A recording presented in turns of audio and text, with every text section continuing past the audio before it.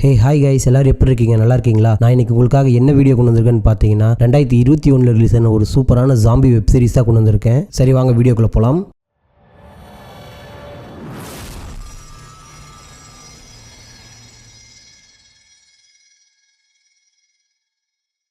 இந்த கதை நடக்கிற காலகட்டத்தில் பார்த்தீங்கன்னா யாருக்குமே ஜாம்பினா என்னன்னே தெரியாது. இந்த கதை எங்கே நடக்கிற மாதிரி காமிச்சிருக்காங்கன்னு சொல்லி பார்த்தோம்னா அமெரிக்கா மெக்சிகோ பார்டரில் நடக்கிற மாதிரி காமிச்சிருக்காங்க. மெக்சிகோவை சேர்ந்த பல மக்கள் என்ன நினைக்கிறாங்கன்னா, எப்படியாச்சும் நம்ம மெக்சிகோலேருந்து அமெரிக்கா பக்கம் போயிட்டோம்னா நம்ம வாழ்க்கை நல்லா மாறிடும், எப்படியாச்சும் நம்ம அந்த பக்கம் போயிட மாட்டோமான்னு சொல்லி லீகலாக சில பேர், இல்லீகலாக நிறைய பேர் அங்கே போக ட்ரை பண்ணிட்டு இருப்பாங்க. அப்படிதான் இங்கேயும் ஒரு 4 பேர் அமெரிக்கா பார்டருக்குள்ளே போயிடலாம் அப்படின்னு சொல்லி ஓடி வந்துட்டு இருக்காங்க. இவங்க 4 பேர் ஒரு டொப்பிக்காரன் தான் நான் உங்களை அமெரிக்காக்குள்ளே கூட்டு போகிறேன் அப்படின்னு சொல்லி கூட்டு வந்திருக்கான். ஆனால் அந்த பக்கி பையன் என்ன பண்ணுறான்னா, அவங்ககிட்ட இருந்து பணம் நகையெல்லாம் புடுங்க ட்ரை பண்ணிட்டு இருக்கான். அதே சமயத்தில் அங்கிருந்த ஒரு மலை மேல யாரோ நிக்கிறத பாக்குறான். ஒருவேளை இது ரோந்து போலீஸா இருக்குமோ அப்படின்னு அவன் நினைக்கிறக்குள்ள அந்த உருவம் அந்த மலையிலிருந்து கீழே இறங்கி இவங்களை நோக்கி ஓடி வந்துட்டு இருக்கு. இதை பார்த்து டொப்பிக்காரன் தங்கிட்ட இருக்க கன்னை எடுத்து அந்த போலீஸ்காரனை சொல்றான். ஆனா அந்த போலீஸ்காரனுக்கு எதுவுமே ஆகல. அவன் அப்படியே ஓடி வந்து நம்ம டொப்பிக்காரன் மேல ஜம்ப் பண்ணி அவனை கடிச்சு குதறிடுறான். அப்பதான் இந்த போலீஸ்காரோட மூஞ்சி நம்ம காமிக்கிறாங்க. எவ்வளவு ரண கொடூரமா இருக்குன்னு பாருங்க. இந்த இடத்துல நான் உங்களுக்கு ஒரு கிளாரிஃபை கொடுக்க விரும்புறேன். மெக்சிகோ அப்படிங்கிறது ஒரு நாடு, நியூ மெக்சிகோ அப்படிங்கிறது அமெரிக்கால இருக்க ஒரு மாநிலத்தோட பேரு. சரி, வாங்க கதைக்குள்ள போலாம்.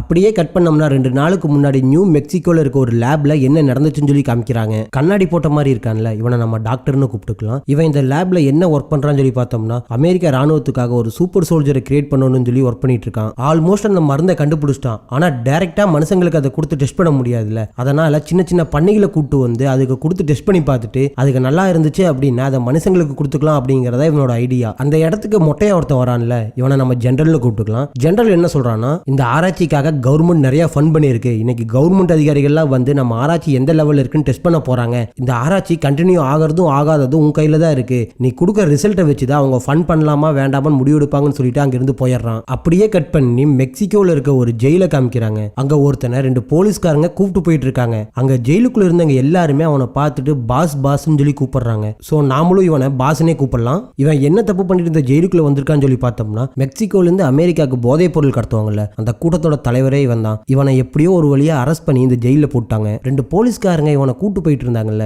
எங்க கூட்டு போறாங்கன்னு சொல்லி பார்த்தோம்னா கைதிகளா உட்காந்து சாப்பிட்ற மாதிரி இடம் இருக்கும்ல, அங்க கூட்டு போறாங்க. அங்க போன உடனே அங்க இருந்தவங்க எல்லாம் நம்ம ஆளை பார்த்துட்டு ஒரு பாட்டு பாடுறாங்க. அந்த பாட்டு மூலமாவே இவனுக்கு பிறந்தநாள் வாழ்த்து சொல்லிட்டு இருக்காங்க. ஆக்சுவலா இவனுக்கு இன்னைக்கு பிறந்தநாள் போல. அதே சமயத்துல அந்த இடத்துல புதுசா ஒரு கேரக்டர் காமிக்கிறாங்க. சோ இவன் தான் இந்த ஜெயிலோட வார்டன். வார்டன் என்ன சொல்றான்னா, இன்னைக்கு தான் உங்களை இந்த மெக்சிகன் ஜெயில இருந்து அமெரிக்கன் ஜெயிலுக்கு மாத்த போறாங்க, உங்களுக்கு ஞாபகம் இருக்கா? நாங்க எல்லாரும் உங்களை இங்க மிஸ் பண்ண போறோம் சொல்லி சொல்ல, நானும் தான் அப்படின்னு சொல்லிட்டு அவங்க இருந்த ஒரு டெஸ்க் மேல ஏறி வீர வசனம் பேச ஆரம்பிக்கிறான். நாமெல்லாம் மெக்சிகன்ஸ், நாம இந்த நாட்டிலேயே தான் இருக்கணும், எக்காரணத்தை கொண்டு நம்ம எந்த நாட்டுக்கும் வேலை தேடியோ எதுக்குமே போக கூடாது, நம்ம நாட்டிலேயே வாழ்ந்து காட்டணும் அப்படிங்கிற மாதிரி சொல்றான். அப்ப அந்த இடத்துல புதுசா ஒரு போலீஸ்கார இருக்கிறத பார்த்துட்டு அது யாருன்னு சொல்லி வார்டன்ட்ட விசாரிக்கிறான். வார்டனும் அவன் இன்னைக்கு தான் இங்க புதுசா வேலைக்கு வந்திருக்கான்னு சொல்லிட்டு அந்த இடத்துல இருந்து போயிடுறான். நம்மளால அவனை பார்த்துட்டு சரி அவன்கிட்ட போய் பேசுவோமே அப்படின்னு சொல்லிட்டு அவன்கிட்ட பேச போறான். அவன்கிட்ட பேசுறப்பதான் நம்ம ஆளுக்கு தெரியுது இவன் இதுக்கு முன்னாடி கடற்படையில வேலை பார்த்த ஒரு ராணுவ வீரர் அப்படின்னு சொல்லி. அதே சமயத்துல கட் பண்ணி அந்த ஜெயிலுக்குள்ள ஒரு பாத்ரூமை காமிக்கிறாங்க. இங்க ஒண்ணுக்கு போயிட்டு இருக்காங்க. இவன் யாருன்னு சொல்லி பார்த்தோம்னா, மெக்சிகோல இருந்து அமெரிக்காக்கு நம்ம பாஸை கூட்டு போறதுக்காக ஒரு டீம் வந்திருக்கும்ல, அந்த டீமோட லீடர். பக்கத்துலயே இன்னொருத்தி இருக்கால, அவளும் இந்த டீமை சேர்ந்தவ தான். பத்தாவதுக்கு நம்ம லீடரோட லவ்வர். அப்படியே கட் பண்ணி ஜெயிலுக்கு வெளியே பார்த்தோம்னா அங்க நிறைய ரிப்போர்ட்டர்ஸ் வந்து நம்ம பாஸை டிரான்ஸ்ஃபர் பண்றாங்கல்ல, அந்த ப்ராசஸ் பத்தி பேசிட்டு இருக்காங்க. அதுல ஒரு ரிப்போர்ட்டர் வரால, இவ பேர் லூசி. இவங்க ஒரு பெரிய ஹோட்டல் ரன் பண்ணிட்டு வந்தாங்க. அந்த ஹோட்டலுக்குள்ள நிறைய போதைப் பொருள் வச்சிருக்கப்போ நம்ம மெக்சிகன் போலீஸ்னால அரெஸ்ட் பண்ணிட்டாங்க.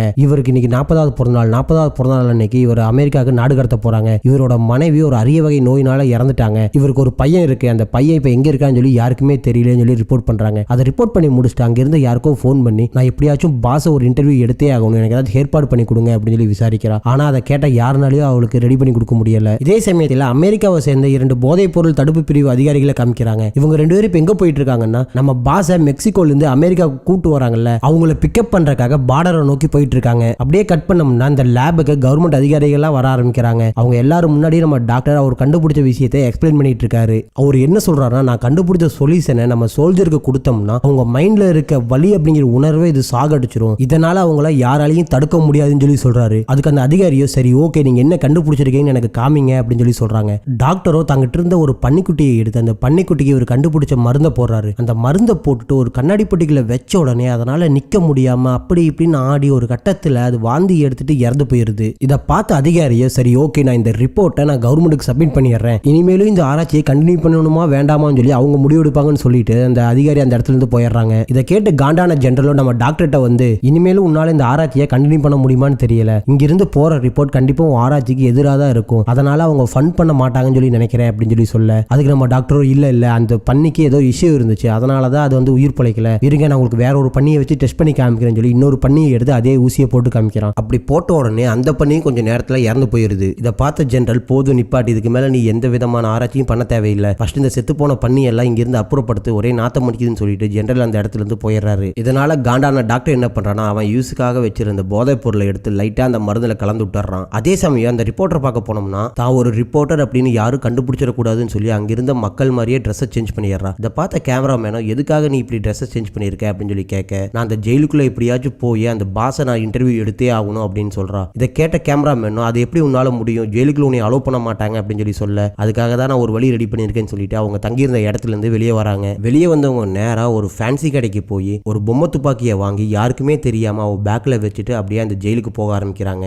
அங்க ஜெயில இருந்த கைதிகள் எல்லாம் பாக்குறதுக்காக ஒரு விசிட்டர்ஸ் லைன் நின்று இருக்கு. அங்க போய் இவ்வளவு நின்னுக்கிறா. அப்படியே மெதுவா அந்த லைன் பக்கத்துல போறப்போ தனக்கு முன்னாடி இருந்தவனோட பேக்ல அந்த பொம்மை துப்பாக்கியை போட்டுட்டு அவ அப்படியே கத்த ஆரம்பிக்கிறா, ஐயோ இவன் துப்பாக்கி வச்சிருக்கான் அப்படின்னு சொல்லி. பார்த்த போலீஸ்காரங்களோ எல்லாரும் ஓடி வந்து அவனை மடக்கி பிடிக்கிறாங்க. இதே சமயத்துல ரிப்போர்ட்டர் என்ன பண்றான்னா தன்னோட கேமராவை வெளியே வச்சுட்டு டக்குன்னு அந்த டிடெக்டர் வழியா உள்ள ஓடி வந்துட்டு அந்த கேமராவையும் விசிட்டர்ஸ் பாஸ் ஒன்னை எடுத்துட்டு ஜெயிலுக்குள்ள ஓடி போயிடுறா. அதே சமயத்தில் அங்கிருந்த வார்டன் என்ன பண்றான்னா சிசிடிவி ரூமுக்குள்ள போய் அங்கிருந்த போலீஸ்காரனை நீ பிரேக் எடுத்துக்கோ அப்படின்னு சொல்லி அனுப்பி வச்சிடறான். அதுக்கப்புறம் நம்ம பாஸ் இருக்கிற ரூமோட கேமராவை அவன் ஆஃப் பண்ணிடுறான். இதை கவனிச்ச பாஸோ ஓகே இங்க என்னமோ தப்பா நடக்க போகுது, நம்ம கொஞ்சம் சேஃபா இருக்கணும்னு சொல்லி போட்டு மறைச்சு வச்சிருந்த போனை எடுத்து தன்னோட கூட்டாளிக்கு போன் பண்றான். அவங்க கிட்ட இதுதான் டைம், நான் இங்கிருந்து தப்பிக்க போறேன், எல்லாமே ரெடியா இருக்கா அப்படின்னு சொல்லி கேட்கறான். அதுக்கு அவங்களோ பாஸ் எல்லாமே ரெடியா இருக்கு, நீங்க அந்த இடத்துல இருந்து தப்பிச்சு வெளியே வந்த உடனே நம்ம ஆள் ஒருத்தர் இருப்பான், அவன் உங்களை பிக்கப் பண்ணி நாங்க இருக்க இடத்துக்கு உங்களை கூட்டு வந்துருவான்னு சொல்லி சொல்ல, இதே இடத்துல கட் பண்ணிட்டு நம்ம லேப் பக்கமா போனோம்னா ஜெண்டர் அந்த செத்து போன பண்ணிகள்லாம் தூக்கி போட சொல்லியிருப்பாங்கல்ல, அந்த பண்ணியை தூக்கி போறதுக்காக ஒரு சோல்ஜர் அந்த பண்ணிகள் எல்லாம் வண்டியில ஏத்திட்டு மெக்சிகோ பார்டர் பக்கமா வந்திருக்காங்க. இதை பார்க்கும்போது எனக்கு ஒரு சின்ன விஷயம் ஞாபகம் வந்துச்சு. இப்ப கேரளா கவர்மெண்ட்டும் தங்களோட மெடிக்கல் கழிவெல்லாம் தமிழ்நாட்டு எல்லைக்குள்ள கொட்டுறாங்கிற மாதிரி நிறைய நியூஸ் நான் பார்த்திருக்கேன். ஆக்சுவலா இந்த ரெண்டு கவர்மெண்ட்டும் பேசி அந்த கழிவை தமிழ்நாட்டுக்குள்ள கொட்ட விடாம அதை வேற மாதிரி முறையில் அகற்றிட்டாங்கன்னா நல்லா இருக்கும். ஏன்னா அதனால எந்த நோயும் நமக்கு வந்துடக்கூடாதுல்ல. சரி வாங்க நம்ம கதைக்குள்ள போலாம். பைக்குள்ள இருந்த ஒவ்வொரு பண்ணியா எடுத்து சோல்ஜர் வச்சிட்டு இருக்கும்போது அதுல ஒரு பண்ணி உசுரோடு இருக்கு. அதை பார்த்த சோல்ஜருக்கும் ரொம்ப சந்தோஷம். சரி நீ ஒரு போராளி, உனக்கு எவ்வளவு கஷ்டம் வந்தாலும் உயிர் பொழைச்சிட்ட, நீ திரும்ப லேபுக்கு வந்தீங்கன்னா உன்னை சித்திரவதைப்படுத்துவாங்க, நீ எப்படியாச்சும் இருந்து தப்பிச்சு போயிடுன்னு அந்த பண்ணியை சந்தோஷமா அனுப்பி வைக்கிறாங்க. ஆக்சுவலா அந்த பண்ணியோட நடவடிக்கையே லைட்டா மாற ஆரம்பிக்குது. அப்படியே கட் பண்ணி நம்ம ரிப்போர்ட்டரை காமிச்சோம்னா ரிப்போர்ட்டர் அந்த விசிட்டர் பாஸை வாங்கிட்டு அந்த ஜெயிலுக்குள்ள போயிட்டு இருந்தாங்களே, இந்த ஜெயிலுக்குள்ள விசிட்டர்ஸ் எல்லாரும் ஒரு பக்கமா போக இவன் நம்ம பாஸ் இருக்க செல்லை பார்த்துட்டு அந்த பக்கமா போக ஆரம்பிக்கிறான். அப்படி போறவ தான் கேமராவை ஆன் பண்ணி நாம இப்ப மெக்சிகோல இருக்க ஒரு ஜெயிலுக்குள்ள இருக்கோம், இந்த ஜெயில தான் போதைப்பொருள் உலகின் தலைவர் இருக்காரு, சோ அவர்கிட்ட நம்ம இன்டர்வியூ எடுக்க போறோம்னு சொல்லிட்டு அப்படியே மெதுவா நகர ஆரம்பிக்கிறான். அப்படியே கட் பண்ணி நம்ம கமாண்டோ ஃபோர்ஸை காமிச்சோம்னா நாம இன்னைக்கு ஒரு மிகப்பெரிய குற்றவாளியை மெக்சிகோல இருந்து அமெரிக்காக்கு நாடு கடத்த போறோம், இது வந்து மிகப்பெரிய மிஷன், இந்த மிஷனை நம்ம சக்சஸ்ஃபுல்லா கம்ப்ளீட் பண்ணாதான் நம்ம நாட்டுக்கு பெருமை, நாம இந்த டிரான்ஸ்ஃபர் ப்ராசஸ்ல இருக்கிறப்போ நமக்கு நிறைய பிரச்சனை வரலாம், அந்த பிரச்சனையில எப்படியாச்சும் நம்ம தாண்டி அந்த குற்றவாளியை நம்ம அமெரிக்கா கிட்ட ஒப்படைச்சே ஆகணும்னு சொல்லி போட்டு அவங்க எல்லாம் பாஸ் இருக்க சிறையை நோக்கி வர ஆரம்பிக்கிறாங்க. அதே சமயத்துல புதுசா ஒரு போலீஸ்காரர் இந்த ஜெயிலுக்கு வந்திருப்பார்ல, முன்னாள் கடற்படை வீரர், அவருக்கு ஒரு மெசேஜ் வருது. அந்த மெசேஜ்ல நீங்க இப்ப போலாம்னு சொல்லி வர தங்கிட்ட இருக்க கை துப்பாக்கியை எடுத்துட்டு பாஸ் இருக்க ரூம் பக்கமா போக ஆரம்பிக்கிறான். அப்படி போனவன் பாஸோட செல்லோட கதவை திறந்து அங்க படுத்துட்டு இருக்க பாஸ் டப்பு டப்பு டப்புன்னு சுட்டுறான். ஆக்சுவலா அங்க பாஸ் இல்ல, பாஸ் வந்துட்டு யாரோ படுத்துட்டு இருக்க மாதிரி ஒரு செட்டப் பண்ணி வச்சுட்டு பக்கத்துல இருக்க ரெஸ்ட் ரூம் கிட்ட ஒளிஞ்சிட்டு இருந்திருக்கான். இதை பார்த்த பாஸ் உள்ள வந்து அவனை பிடிச்சி அடிச்சு பொழந்து கட்டிட்டு அவனோட கண்ணை பிடுங்கி அவனையே சுட்டு கொண்டுட்டு ஒரு வாஷ் பேசன் இருக்கும், அந்த வாஷ் பேசனை நவுத்தி பார்த்தோம்னா அங்க தண்ணி போற ஓட்டை இருக்கும்ல, அந்த ஓட்டையவே வந்து இவங்க பெருசா பண்ணி வச்சிருக்காங்க. அந்த ஓட்டை வழியா இவன் கீழே இறங்கி ஒரு குகை மாதிரி இருக்க இடத்துக்கு வந்துடுறான். அங்க ஆல்ரெடி இவனோட ஆள் ஒருத்தன் காத்துட்டு இருக்கான். பாஸை பார்த்து அவனோ கட்டி பிடிச்சிட்டு பாஸ் இந்தாங்க உங்களோட பழைய பொருட்கள்லாம் சொல்லி அவனோட திங்ஸ் எல்லாம் கொடுக்க ஆரம்பிக்கிறான். வாங்கி போட்டுட்டு சரி நம்ம இங்கிருந்து போலாமா அப்படின்னு சொல்லி கேட்க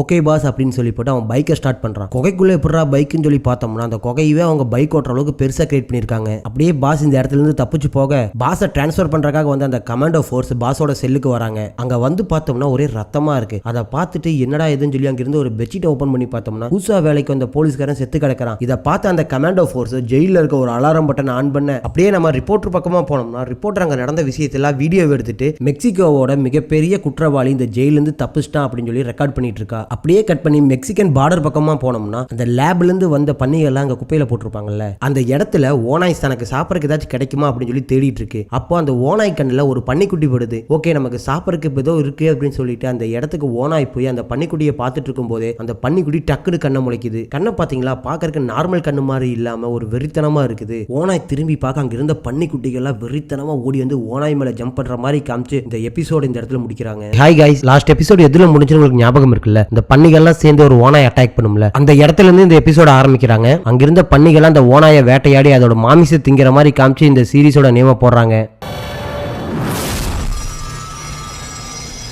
அப்படியே கட் பண்ணோம்னா அந்த ஜெயில் பக்கம் போனோம்னா நம்ம பாஸ் இந்த ஜெயிலும் தப்பிச்சிருப்பான்ல. இந்த விஷயம் தெரிஞ்ச அந்த இடத்துக்கு வார்டன் வரான். வார்டனை பார்த்த அந்த கமாண்டோ லீடரும் இவன் எப்படி இங்கிருந்து தப்பிச்சா, அவங்களுக்கு தெரியாம இவன் இங்கிருந்து தப்பிச்சிருக்க முடியாது, இல்லனா அவனை கொல்றதுக்கு இந்த போலீஸ்காரன் இங்க அனுப்புனது நீங்களா தான் இருக்கணும், என்ன நடந்துச்சீங்க அப்படின்னு சொல்லி கேட்கறான். அதுக்கு அந்த வார்டனும் எனக்கு எதுவும் தெரியாதுன்னு சொல்லி சொல்ல, அது எப்படி இந்த போலீஸ்காரன் இங்க வந்ததோ இல்ல பாஸ் இந்த இடத்துல இருந்து தப்பிச்சு போனதோ எதுவுமே ரெக்கார்ட் ஆகல. பாஸ் இந்த செல்லை விட்டு வெளியே வராம தப்பிச்சு போயிருக்கானா, இந்த செல்லுக்குள்ளதான் ஏதாச்சும் வழி இருக்கும் அவன் தப்பிச்சு போறதுக்கு அப்படின்னு சொல்லி அங்க இடத்துல செக் பண்ண ஆரம்பிக்கிறான். அப்படி செக் பண்ணிட்டே இருக்கும்போது ஃபைனலா அவங்க தப்பிச்சு போன வழியை கண்டுபிடிச்சு, காய்ஸ் நாம இந்த வழியா உள்ள போய் அவனை கண்டிப்பா புடிச்சே ஆகும்னு சொல்லி சொல்றான். அதுக்கு வார்டனோ இல்ல உங்களுக்கு சம் பேக்கப் வேணும், நான் இருங்க பேக்கப்புக்கு கால் பண்றேன்னு சொல்லி சொல்ல, அந்த கமாண்டோ ஆபீசர் எங்களுக்கு எந்த பேக்கப்பும் தேவையில்லை, அவனை இந்த ஜெயில இருந்து கூட்டு வருது எங்க ரெஸ்பான்சிபிலிட்டியா மாறிடுச்சு, சோ இனிமேல் நாங்க அவனை பாத்துக்கிறோம், நீங்க யாரும் எங்களுக்கு எந்த ஹெல்ப்பும் பண்ண தேவையில்லைன்னு சொல்லி போட்டு கமாண்டோ டீம் எல்லாருமே அந்த பங்கருக்குள்ள இறங்க ஆரம்பிக்கிறாங்க. வார்டனோ எப்படியோ போய் தொலைங்கடா அப்படின்னு சொல்லி போட்டு அவன் ரூமுக்கு போறான். போற வழியில அவன் நம்ம ரிப்போர்ட்டரை பாத்துறான். ரிப்போர்ட்டர் அங்க நடந்த எல்லா விஷயத்தையுமே வீடியோ எடுத்துட்டு இருக்கா. இதை பார்த்த வார்டன் 2 போலீஸ்காரங்களை அனுப்பி அவளை புடிச்சிட்டு வர சொல்றான். அவ வந்ததும் அவ கையில் இருக்க கேமராவை புடுங்கிட்டு அவளை பஸ் இந்த ஜெயில இருந்து வெளியே தூக்கி வீசுங்க அப்படின்னு சொல்லி சொல்றான். அதை கேட்ட அவளும் பாஸை கொலை பண்ற ட்ரை பண்றது உங்க ஆளுக தானே, எனக்கு நல்லாவே தெரியும் அப்படின்னு சொல்லி சொல்ல, இதுக்கு மேலே நீ ஒரு வார்த்தை பேசினா உன்னை தூக்கி ஜெயில வச்சிருன்னு சொல்லி அவனை மிரட்டிட்டே அவளை ஃபர்ஸ்ட் இந்த ஜெயில இருந்து தூக்கி வெளியே வீசுங்கன்னு சொல்லி போட்டு அந்த இடத்துல இருந்து வார்டன் போயிடுறான். அப்படியே கட் பண்ணோம்னா அமெரிக்காவை சேர்ந்த 2 போதைப் பொருள் தடுப்பு பிரிவு அதிகாரிகள் பார்டருக்கு வந்திருப்பாங்கல்ல பாஸை கூட்டு போறக்காக, அவங்கள காமிக்கிறாங்க. பாஸ் தப்பிச்சு போன விஷயம் எப்படியோ மீடியால லீக் ஆகி எல்லா சேனலையும் போட்டுட்டு இருக்காங்க. இது அவங்களும் பாக்குறாங்க. அவங்க பார்த்துட்டு அவங்க என்ன சொல்றாங்கன்னா, உச்சகட்ட கண்காணிப்புல இருக்க ஒரு குற்றவாளி எப்படி அவ்வளவு ஈஸியா இந்த ஜெயில இருந்து தப்பிக்க முடியும், அவனை நம்ம பிடிக்கணும்னு நினைச்சோம்னா இந்த வழி பத்தாது, அவனை பிடிக்கிற எங்கிட்ட ஒரு தனி பிளான் இருக்குன்னு சொல்லி போட்டு அந்த போலீஸ்கார அந்த இடத்துல இருந்து கிளம்பிடுறான். அப்படியே அந்த பக்கம் நம்ம பாஸை பார்த்தோம்னா, பாஸ் அந்த குகை வழியா தப்பிச்சு போயிட்டு இருந்தான்ல,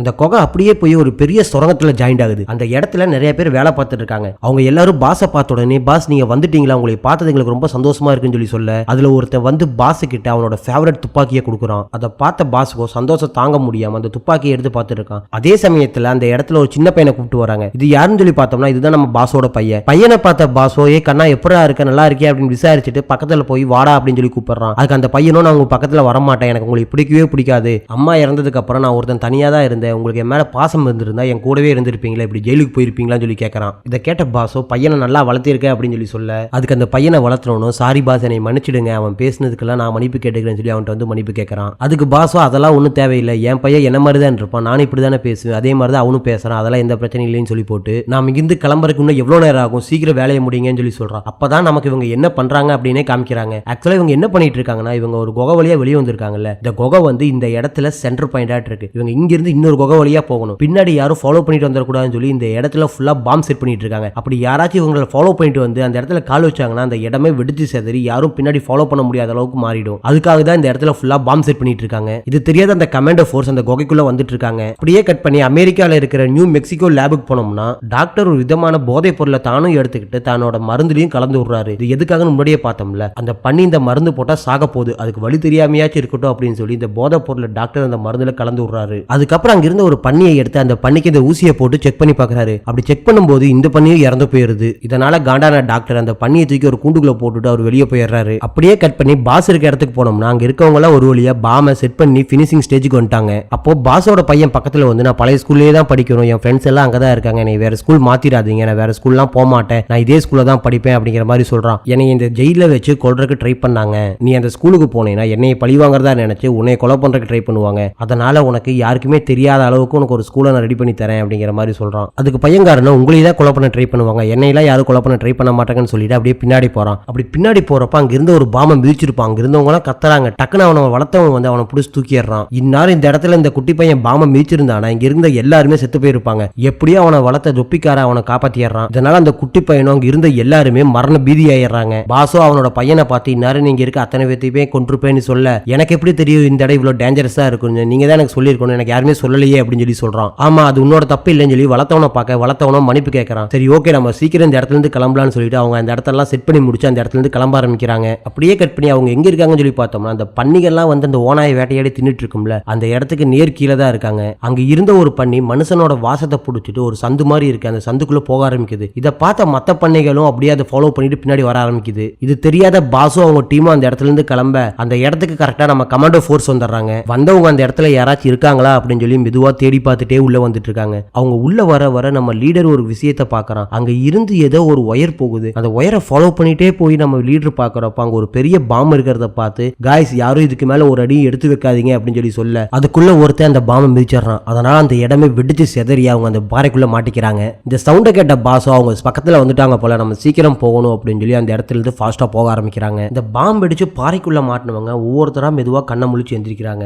எந்திரிச்சதுக்கு அப்புறம் லீடர் ஒவ்வொருத்தரையா ரிப்போர்ட் பண்ணுங்க, யார் யாரெல்லாம் உசுரோடு இருக்கீங்கன்னு சொல்லி பார்க்கலாம் அப்படிங்கிற மாதிரி சொல்ல ஒவ்வொருத்தரும் தங்க பேரை சொல்லி ரிப்போர்ட் பண்றாங்க. அதுக்கப்புறம் பாத்தீங்கன்னா இந்த குரூப் இந்த இடத்துல ரெண்டா பிரிஞ்சிருது. ஒரு குரூப் இந்த கமாண்டோ பட லீடர் இருக்கார்ல அந்த பக்கமும், இன்னொரு குரூப் இவரோட லவ்வர் இருப்பாங்கல்ல அந்த சைடும் பிரிஞ்சிருது. இதே சமயத்துல கட் பண்ணி லேப்ல பார்த்தோம்னா ஒரு பன்னிக்கு கடைசியா ஒரு ஊசி போட்டிருப்பாங்கல்ல அந்த பன்னிக்கு உயிர் வந்து டக்குன்னு ஜம்ப் பண்ணி அங்க இருக்க ஒரு டேபிள் மேல நின்று எல்லாத்தையும் பார்த்துட்டு இருக்கு. அப்போ அந்த கண்ணாடி கூண்டுல ஒரு பன்னி இருக்கு. அதை பார்த்த இந்த பன்னி ஜம்ப் பண்ணி அந்த பன்னியை கடிச்சு கொதறி அதோட மாமிசத்தை சாப்பிட்டு இருக்கு. அதே சமயம் திரும்பவும் நம்ம குகைக்கு வந்தோம்னா அந்த குகையில மாட்டிட்டு இருந்தாங்கல்ல அந்த இடத்துக்கு என்னமோ வர்ற மாதிரி சவுண்டு கேக்குது. அதை பார்த்து அவங்களோ என்னடா இது என்னமோ சவுண்டு கேக்குது என்னடா வருது அப்படின்னு சொல்லி யோசிக்க அப்பதான் நமக்கு ஒரு சீனை காமிக்கிறாங்க. பன்னிகளா உள்ள போச்சுல ஒரு குழாய், அந்த குழாய் இந்த இடத்துல தான் வெளியே வரும் போல. கரெக்டா அந்த குழாயிலிருந்து ஒரு பன்னி வெளியே வருது. அதை பார்த்த ஒருத்தர் அந்த பன்னியை சுடலாம் அப்படின்னு சொல்லி சுட பாக்குறான். அதுக்குள்ள அந்த குழாயிலிருந்து எல்லா பன்னிகளும் வந்து அவங்களை எல்லாத்தையுமே கடிச்சு கொதற ஆரம்பிக்குது. அங்க இருந்தவங்க தங்கிட்ட இருக்க துப்பாக்கியை வச்சு அந்த பன்னியை சுட ட்ரை பண்றாங்க. ஆனா அந்த பன்னி அவ்வளவு ஃபாஸ்டா ஒவ்வொருத்தருக்கு மேலே ஜம்ப் பண்ணி ஒவ்வொருத்தரையா கடிக்க ஆரம்பிக்குது. இதே சமயத்துல லேப்ல ஒரு பன்னி வந்து கடிச்சிட்டு இருந்துச்சுல்ல அந்த விஷயத்தை நம்ம டாக்டர் பாக்குறாரு. அதுக்கப்புறம் ஜெனரலை வர சொல்லி அவருக்கு இந்த விஷயத்தை காமிக்கிறாரு. அதை பார்த்த ஜெனரல் ஒரு ஆச்சரியமா பாக்குறாரு. இந்த பன்னி இவ்வளவு நேரம் செத்து போன மாதிரி கடந்துச்சு, எப்படா இப்ப எந்திரிச்சு திடீர்னு இப்படி ஆக்ரோஷமா மாறிச்சு அப்படின்னு சொல்லி. இதே சமயத்துல டாக்டர் என்ன சொல்றானா, இப்ப இந்த பன்னிக்கு வலிங்கிற செல்லே ஒர்க் ஆகாது, நாம இன்னும் கொஞ்சம் ஆராய்ச்சி பண்ணோம்னா இந்த பன்னியை நம்ம கட்டளைக்கு இணங்க நடக்க வைக்க முடியும். அதுக்கப்புறம் இந்த மருந்தை நம்ம ராணுவ வீரர்களுக்கு கொடுத்தோம்னா அவங்களுக்கும் வலிங்கிற உணர்வே இருக்காது, அவங்களும் ஒரு சூப்பர் சோல்ஜர்ஸா மாறி நம்ம நாட்டுக்காக போராடுவாங்க.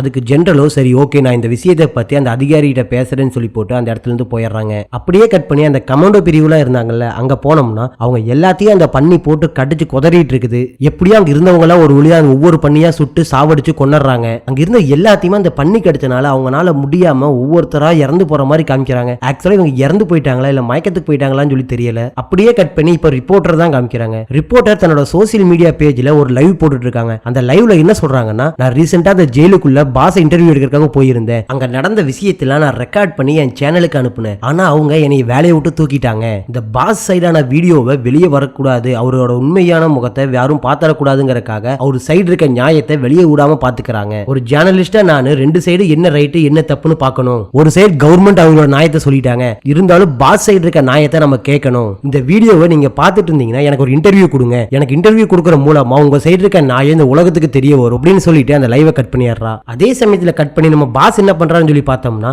அவர் ஒரு டனல்ல நடந்து போயிட்டு இருந்தார்ல அந்த டனலோட எண்டுக்கு வந்துடுறாங்க. எண்டுக்கு வந்து அங்க ஒரு படிக்கட்டு மாதிரி இருக்கு. அந்த படிக்கட்டுல மேல ஏறி பார்த்தோம்னா ஒரு ரூமோட ஃப்ளோர் டைல எடுத்துட்டு மேல வராங்க. இவங்க இப்ப எங்க இருக்காங்கன்னு சொல்லி பார்த்தோம்னா சுத்தி மலைகளால் சூழ்ந்த ஒரு இடத்துல நடுவுல வீடு கட்டி யாருக்குமே தெரியாம மறைஞ்சு வாழ்றதுக்கு ஒரு சேஃப் ஹவுஸ், அதாவது இந்த இடத்து பேர் அவங்க பாரடைஸ்னு சொல்றாங்க. இனிமேல் இவங்க யாருக்குமே தெரியாம இந்த இடத்துல தான் இருக்க போறாங்க. அப்படியே கட் பண்ணி நம்ம அந்த கமாண்டோஸ் பக்கம் போனோம்னா அவங்க எல்லாம் பண்ணி கிடைச்சிருந்துச்சுல்ல, அதனால அவங்க எல்லாம் பாக்கறதுக்கு அப்படியே ஜாம்பிஸ் மாதிரி இருக்காங்க. அப்படியே பொறுமையா ஒவ்வொருத்தரும் கண்ணை முழிச்சு எந்திரிக்கிறாங்க. அப்படி கண்ணை முழிச்சு எந்திரிக்கும் போது அவங்க கண்ணெல்லாம் பாத்தீங்கன்னா ஸ்டார்டிங்ல பண்ணிக்கு கண்ணு மாதிரி இருக்கும்ல அந்த மாதிரி கண்ணெல்லாம் மாற ஆரம்பிச்சிருது. ஃபர்ஸ்ட் கண்ணு முழிக்கிறது அந்த டீமோட லீடர் தான். அவர் கண்ணு முழிச்சு அவர் பேச ட்ரை பண்றாரு. ஆக்சுவலா ஒரு நாள் பேச முடியல, அவர் இந்த பன்னிகளா உரும்பும்ல அந்த மாதிரி உரும்பிக்கிட்டே இருக்காரு. அதை கேட்டு அங்க இருந்தவங்க எல்லாம் பொறுமையா கண்ணை முழிக்கிறாங்க. ஆக்சுவலா அங்க இருந்த எல்லாருமே ஜாம்பியா மாறிட்டாங்க. இருந்தாலும் அவங்க எல்லாரும் டீம் லீட் சொல்றதுக்கு கட்டுப்படுறாங்க. டீம் லீடரோட லவ்வர் இருப்பாங்கல்ல அந்த சைடு பாத்தீங்கன்னா அவங்க குழி தோண்டி மேல வந்துடுறாங்க. ஆனா டீம் லீடர்னால மேல வர முடியல. அதனால இப்ப குரூப் ரெண்டா பிரியுது. ஒரு குரூப் தர வழியாகவும் இன்னொரு குரூப் டனல் வழியாகவும் போய் அந்த லீடர் கிடைப்பானா அப்படின்னு பார்க்க போறாங்க.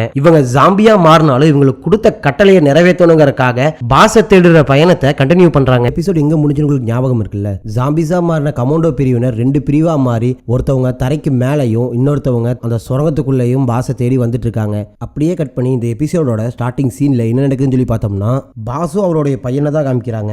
இங்க ஒருத்தனை காமிக்கிறாங்கல்ல, இவன் தான் பாஸோட பிரதர், அதனால நம்ம இவனை பாஸோட பிரதர் அப்படின்னு சொல்லி கூப்பிட்டுக்கலாம். பாஸோட பிரதர் என்ன பண்றான்னா பாஸோட பையனுக்கு அவனோட ரூமை கூட்டு போய் காமிக்கிறான். இதை பார்த்த பையனோ பாஸ் கிட்ட நான் என்ன சின்ன குழந்தையா, எனக்கு எதுக்கு இந்த மாதிரி ரூம் ரெடி பண்ணி வச்சிருக்கீங்க, எனக்கு இந்த ரூம் பிடிக்கல அப்படின்னு சொல்லிட்டு அந்த ரூமை விட்டு வெளியே போயிடுறான். இதை பார்த்த பாஸோட பிரதரோ பாஸ் கிட்ட அவனுக்கு இது பிடிக்கும்னு சொல்லி தான் ரெடி பண்ணேன், அவனுக்கு இது பிடிக்காதுன்னு எனக்கு தெரியாம போயிருச்சுன்னு சொல்லி சொல்ல பாஸோ இல்ல இந்த ரூம் நல்லா தான் இருக்குன்னு சொல்றான். அதுக்கப்புறம் அங்கிருந்து ஒரு போட்டோவை பார்க்கறான். அந்த போட்டோல பாஸும் பாஸோட பையனும் சின்ன வயசுல எடுத்த ஒரு போட்டோ இருக்கு. அதை பார்த்துட்டு மணி பிரஸ்ல தன்னோட ஒய்ஃப் போட்டோவை எடுத்து அந்த போட்டோவோட வச்சுட்டு அங்கிருந்து வெளியே கிளம்புறான். அப்படியே கட் பண்ணி மெக்சிகோ பார்டர் பக்கமா போனோம்னா அங்க பன்னிகெல்லாம் செத்து போயிருச்சுன்னு ஒரு இடத்துல விட்டுருப்பாங்கல்ல, அந்த இடத்துக்கு டாக்டரும் அந்த மிலிட்டரி ஆஃபீஸரும் வராங்க. எதுக்கு அப்படின்னா லேப்ல செத்து போன பண்ணி உயிர் வந்துச்சுல்ல, அந்த மாதிரி இங்க போட்ட பண்ணிங்க ஏதாச்சும் உயிர் வந்துருச்சா அப்படின்னு சொல்லி பாக்குறதுக்காக அவங்க அப்படி பேசிக்கிட்டே அந்த இடத்துக்கிட்ட போறாங்க. அப்போ போறப்ப பார்த்தோம்னா அங்க ஒரு ஓனாய் செத்து கிடக்குது. இதை பார்த்த டாக்டரோ இதுக்கு காரணம் நம்ம பண்ணிகளா தான் இருக்கணும்னு சொல்லி சொல்ல, அதே சமயம் ஒரு பண்ணி அந்த இடத்துக்கு வருது. இதை பார்த்த மிலிட்டரி ஆஃபீஸர் தங்கிட்ட இருக்க கன்னை எடுக்க போறாங்க. அப்ப டாக்டரோ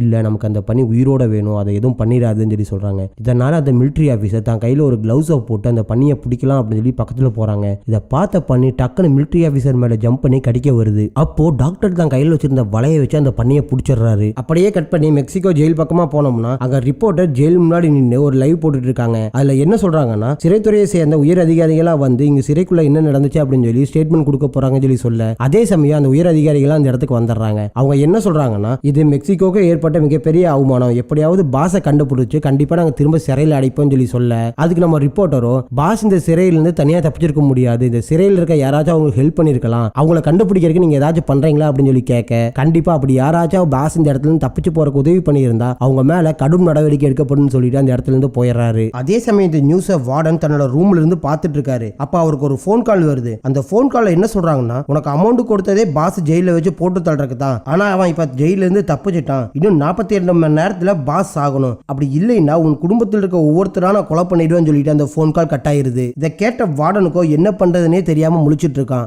அப்படியே கட் பண்ணி அடுத்த நாள் காலையில பாஸை பார்த்தோம்னா பாஸ் அவனோட பையனோட ரூமுக்கு போயிட்டு இருக்கான். அங்க போய் பார்த்தா பையனை காணோம். அப்போ அங்க துப்பாக்கி சுடுற சவுண்டா கேக்குது. இதை பார்த்துட்டு பையனுக்கு ஏதோ ஆயிருமோ அப்படின்னு சொல்லி போட்டு அவனும் அவன் கூட்டாளியும் துப்பாக்கியை எடுத்துட்டு வெளியே போறாங்க. அங்க போய் பார்த்தோம்னா அவனை வளர்த்தி இருப்பான்ல டொப்பிக்காரன், அவன் அந்த பையனுக்கு துப்பாக்கி சுடுற ட்ரைனிங் கொடுத்துட்டு இருக்கான். இதை பார்த்த பாஸோ சரி ஓகே நீ எப்படி சுடுறேன்னு சொல்லி பார்க்கலாம் சுடு அப்படின்னு சொல்லி சொல்ல கரெக்டா குறி வச்சு 3 பாட்டில சுட்டுறான். இதை பார்த்த பாஸோ என் புள்ள என்ன மாதிரியே சுடுறான்னு சொல்லிட்டு அவனுக்கு வந்து ஹைஃபை கொடுத்துட்டு போறான். அப்படியே இந்த சீன் இங்க கட் பண்ணோம்னா போதைப் பொருள் தடுப்பு பிரிவு அதிகாரியை தான் காமிக்கிறாங்க. அவன் தன்னோட பார்ட்னர் கிட்ட நான் எப்படியாச்சும் பாஸ் அரெஸ்ட் பண்ணியே ஆகணும், என்கிட்ட ஒரு பிளான் இருக்குன்னு சொல்லிட்டு தன்னோட பேட்ச் எல்லாம் எடுத்து வச்சுட்டு டெக்சாஸ்ல இருக்க ஒரு ஜெயிலுக்கு போறான். அங்க போய் ரெமோ அப்படிங்கிற ஒரு கைதியை பார்த்து பேசுறான். நம்ம அதிகாரி என்ன சொல்றாருன்னா உனக்காக நான் ஒரு நல்ல டீல் கொண்டு வந்திருக்கேன், இன்னைக்கு நான் உன்னை இந்த ஜெயில இருந்து வெளியே கூட்டு போயிடுறேன், ஆனா ஒன்னே ஒண்ணு நீ எனக்காக உன்னோட பார்ட்னர் எனக்கு காமிச்சு கொடுக்கணும்னு சொல்லி சொல்ல, அதுக்கு அந்த ரெமோவோ எனக்கு அவன் எங்க இருக்கான்னு தெரியாது, ஆனா அவனை எப்படி கண்டுபிடிக்கிறது எனக்கு தெரியும், அவனை நீங்க பிடிக்கிறப்ப அவனை கொலை பண்ற சிச்சுவேஷன் வந்தா அவனை நான் தான் கொலை பண்ணுவேன், எக்காரணத்தை கொண்டு நீங்க அவளை கொலை பண்ணக்கூடாது, இதுக்கு ஓகே அப்படின்னா உங்களுக்கு நான் ஹெல்ப் பண்றேன் அப்படின்னு சொல்லி சொல்ல நம்ம அதிகாரியே ஓகே அப்படின்னு சொல்லிடுறாரு. ஆக்சுவலா இவங்க யாரை பத்தி பேசிட்டு இருக்காங்கன்னு சொல்லி பார்த்தோம்னா நம்ம பாஸ் இருக்காருல்ல, நம்ம பாஸை பத்தி தான் பேசிட்டு இருப்பாங்க போல. இந்த ரெமோவும் நம்ம பாஸும் ஒரு காலத்துல பார்ட்னரா இருந்திருப்பாங்கன்னு நினைக்கிறேன். அப்படியே கட் பண்ணி தரைக்கு மேல போயிட்டு இருந்த ஜாம்பிஸ் குரூப்பை காமிக்கிறாங்க. அவங்க பாஸ் இருக்க இடத்தை நோக்கி ஓடி போயிட்டு இருக்காங்க. அவங்க போயிட்டு இருக்க வழியில ஒரு பாம்பை பாக்குறாங்க. அந்த பாம்பு இவங்களை கடிக்கலாம்னு சொல்லி ஜம்ப் பண்ணுது. அப்படி ஜம்ப் பண்ணும்போது அந்த கூட்டத்தோட தலைவி இருக்கால டக்குன்னு அந்த பாம்பை பிடிச்சி தலையை கடிச்சு தின்னறா. தின்னுட்டு மிச்சம் இருக்க உடம்ப மத்த ஜாம்பிஸ்க்கு தூக்கி வீசிட்டு அப்படியே ஓட ஆரம்பிக்கிறான். அதே சமயம் ரிப்போர்ட்டர் அவங்க சொந்த ஊருக்கு போலாம் அப்படின்னு கிளம்பிட்டு இருக்காங்க. அப்ப 2 பேர் வந்து வார்டன் உங்களை பார்க்கணும்னு சொல்லி சொன்னாரு, வாங்க வார்டனை பார்க்க போலாம்னு சொல்லி கூப்பிட இவளும் வார்டனை பார்க்க போறா. இவளை பார்த்த வார்டன் உனக்காக நான் ஒரு வேலை வச்சிருக்கேன் அப்படின்னு சொல்லி சொல்ல, அதுக்கு ரிப்போர்ட்டரும் நான் இப்ப பாக்குற வேலையை எனக்கு ரொம்ப பிடிச்சிருக்கு, சோ எனக்கு எந்த வேலையும் தேவையில்லைன்னு சொல்லி சொல்லிடுறான். இதை கேட்ட வார்டன் நீ இந்த ரூம்ல நாங்க சொல்றதை கேட்காம வெளியே போனேன்னா ஃபேக் ஐடி வச்சு இந்த ஜெயிலுக்குள்ள வந்ததுக்காக உன்னை அரெஸ்ட் பண்ணிடுவோம், அரெஸ்ட் பண்ணோம்னா 6 மாசம் நீ ஜெயிலுக்குள்ள தான் இருக்கணும், ஜெயில இருந்து நீ வெளியே வந்தாலும் உன்னை நிம்மதியா இருக்க விட மாட்டாங்க, நான் சொல்றதை கேளு, நீ பாஸை கண்டுபிடிச்சா எங்க கிட்ட சொல்லு, அவனை நாங்க எலிமினேட் பண்ணிடுவோம், இதுல எவ்வளவு பெரிய அதிகாரிகள்லாம் சம்பந்தப்பட்டிருக்காங்கன்னு உனக்கு தெரியாது, இதுக்கு நீ ஓகே சொல்லலைன்னா உன்னையும் கொலை சொல்லியிருக்காங்கன்னு சொல்ல, அதுக்கு ரிப்போர்ட்டரும் சரி ஓகே, பட் பாஸை நீங்க கண்டுபிடிச்சா அவனை கொல்றதுக்கு முன்னாடி எனக்கு ஒரு இன்டர்வியூ மட்டும் அவனை கொடுக்க வைக்கணும், இதுக்கு நீங்க ஓகேன்னு சொன்னீங்கன்னா நானும் ஓகே சொல்றேன்னு சொல்லி சொல்ல, அதுக்கு வார்டனும் இதை பத்தி நீ வெளியே சொன்னீங்கன்னா உன்னை நாங்க கொன்றுவோம் அப்படின்னு சொல்லி மிரட்டிட்டு அவளுக்கு முத்தம் கொடுக்குற மாதிரி வரான். அவளும் அவனை பிடிச்சி தள்ளி விட்டு போட்டு அந்த இடத்துல இருந்து வெளியே போயிடுறா. வெளியே போனவோ பார்க்கிங்ல தன்னோட காரை எடுத்துட்டு கிளம்புறான். அப்போ அந்த வார்டன் குரூப்பை சேர்ந்த ஒரு போலீஸ்கார அவளை ஃபாலோ பண்ண ஆரம்பிக்கிறான். இதை கவனிச்ச ரிப்போர்ட்டரோ தன்னோட காரை ஒரு ஸ்விம்மிங் பூல் மாதிரி இருக்க அந்த ஏரியாக்குள்ள விடுறா. அங்க போய் லேடிஸ் ரெஸ்ட் ரூம்குள்ள ஒளிஞ்சுக்கிறா. அந்த போலீஸ்காரனும் லேடிஸ் ரெஸ்ட் ரூம்குள்ள வந்து அவ இருக்காளா அப்படின்னு சொல்லி தேடிட்டு இருக்கான். இதை பார்த்து அங்க இருந்த லேடிஸோ எப்படி லேடிஸ் ரெஸ்ட் ரூம்குள்ள வரலாம் அப்படின்னு சொல்லி அவங்க கூட சண்டை போட்டு இருக்காங்க. இவன் அந்த ரெஸ்ட் ரூம்குள்ள தான் ஒரு இடத்துல ஒளிஞ்சிட்டு இருக்கா. அப்படியே கட் பண்ணி நியூ மெக்சிகோல இருக்க லேபை காமிக்கிறாங்க. அந்த சோல்ஜரை ஒரு பண்ணி அட்டாக் பண்ணிருக்கும்ல, அந்த பண்ணியை பிடிச்சு லேபுக்கு கொண்டு வந்துட்டு இருக்காங்க. இதை பார்த்து அங்க இருந்த சோல்ஜர் அவனோட கையை அந்த கூண்டுக்குள்ள விடுறான். அப்ப அந்த பண்ணி டக்குன்னு வந்து அவனோட 2 விரலை கடிச்சு எடுத்துருது. இதனால அவன் கத்துன்னு கத்திட்டு இருக்கான். இதை பார்த்தா நம்ம சோல்ஜரும் அவனை எப்படியாச்சும் காப்பாத்தி ஆகணும் அப்படிங்கறக்காக அவன் அங்க இருக்க லேபுக்கு கூட்டு போய் டாக்டர்கிட்ட காமிக்கிறாங்க. இதை பார்த்த டாக்டரோ இவனை பண்ணி கடிச்சிருச்சா அப்படின்னு அப்படின்னு சொல்லி கேட்க, ஆமா இவனுக்கு மெடிக்கல் ஹெல்ப் வேணும், ஸோ யாராச்சும் ஹாஸ்பிட்டலுக்கு கால் பண்ணுங்கன்னு சொல்லி சொல்ல, அப்போ அந்த கடிப்பட்டவன் கீழே விழுந்து துடிக்கிறான். இதை பார்த்த டாக்டர் ஒருவேளை இவனை பண்ணி கடிச்சனால இவனும் இன்ஃபெக்ஷன் ஆயிருக்கலாம், இவன் இந்த டேபிள்ல தூக்கி படுக்க வைங்கன்னு சொல்லி சொல்ல, இந்த சீன் அப்படியே கட் பண்ணிட்டு நம்ம ரிப்போர்ட்டர் பார்த்தோம்னா ரிப்போர்ட்டர் எப்படியே அந்த போலீஸ்காரன்ட்டு தப்பிச்சு ஒரு பெட்ரோல் பங்கிட்ட வந்து நின்றுட்டு இருக்கா. அங்க தன்னோட போனை எடுத்து ஒரு லைவ் போடுறா. அந்த லைவ்ல என்ன சொல்றான்னா, மெக்சிகன் கவர்மெண்ட்டும் மெக்சிகன் போலீஸும் சேர்ந்துதான் பாஸை ஜெயிலுக்குள்ளேயே வச்சு கொல்ல பார்த்தாங்க.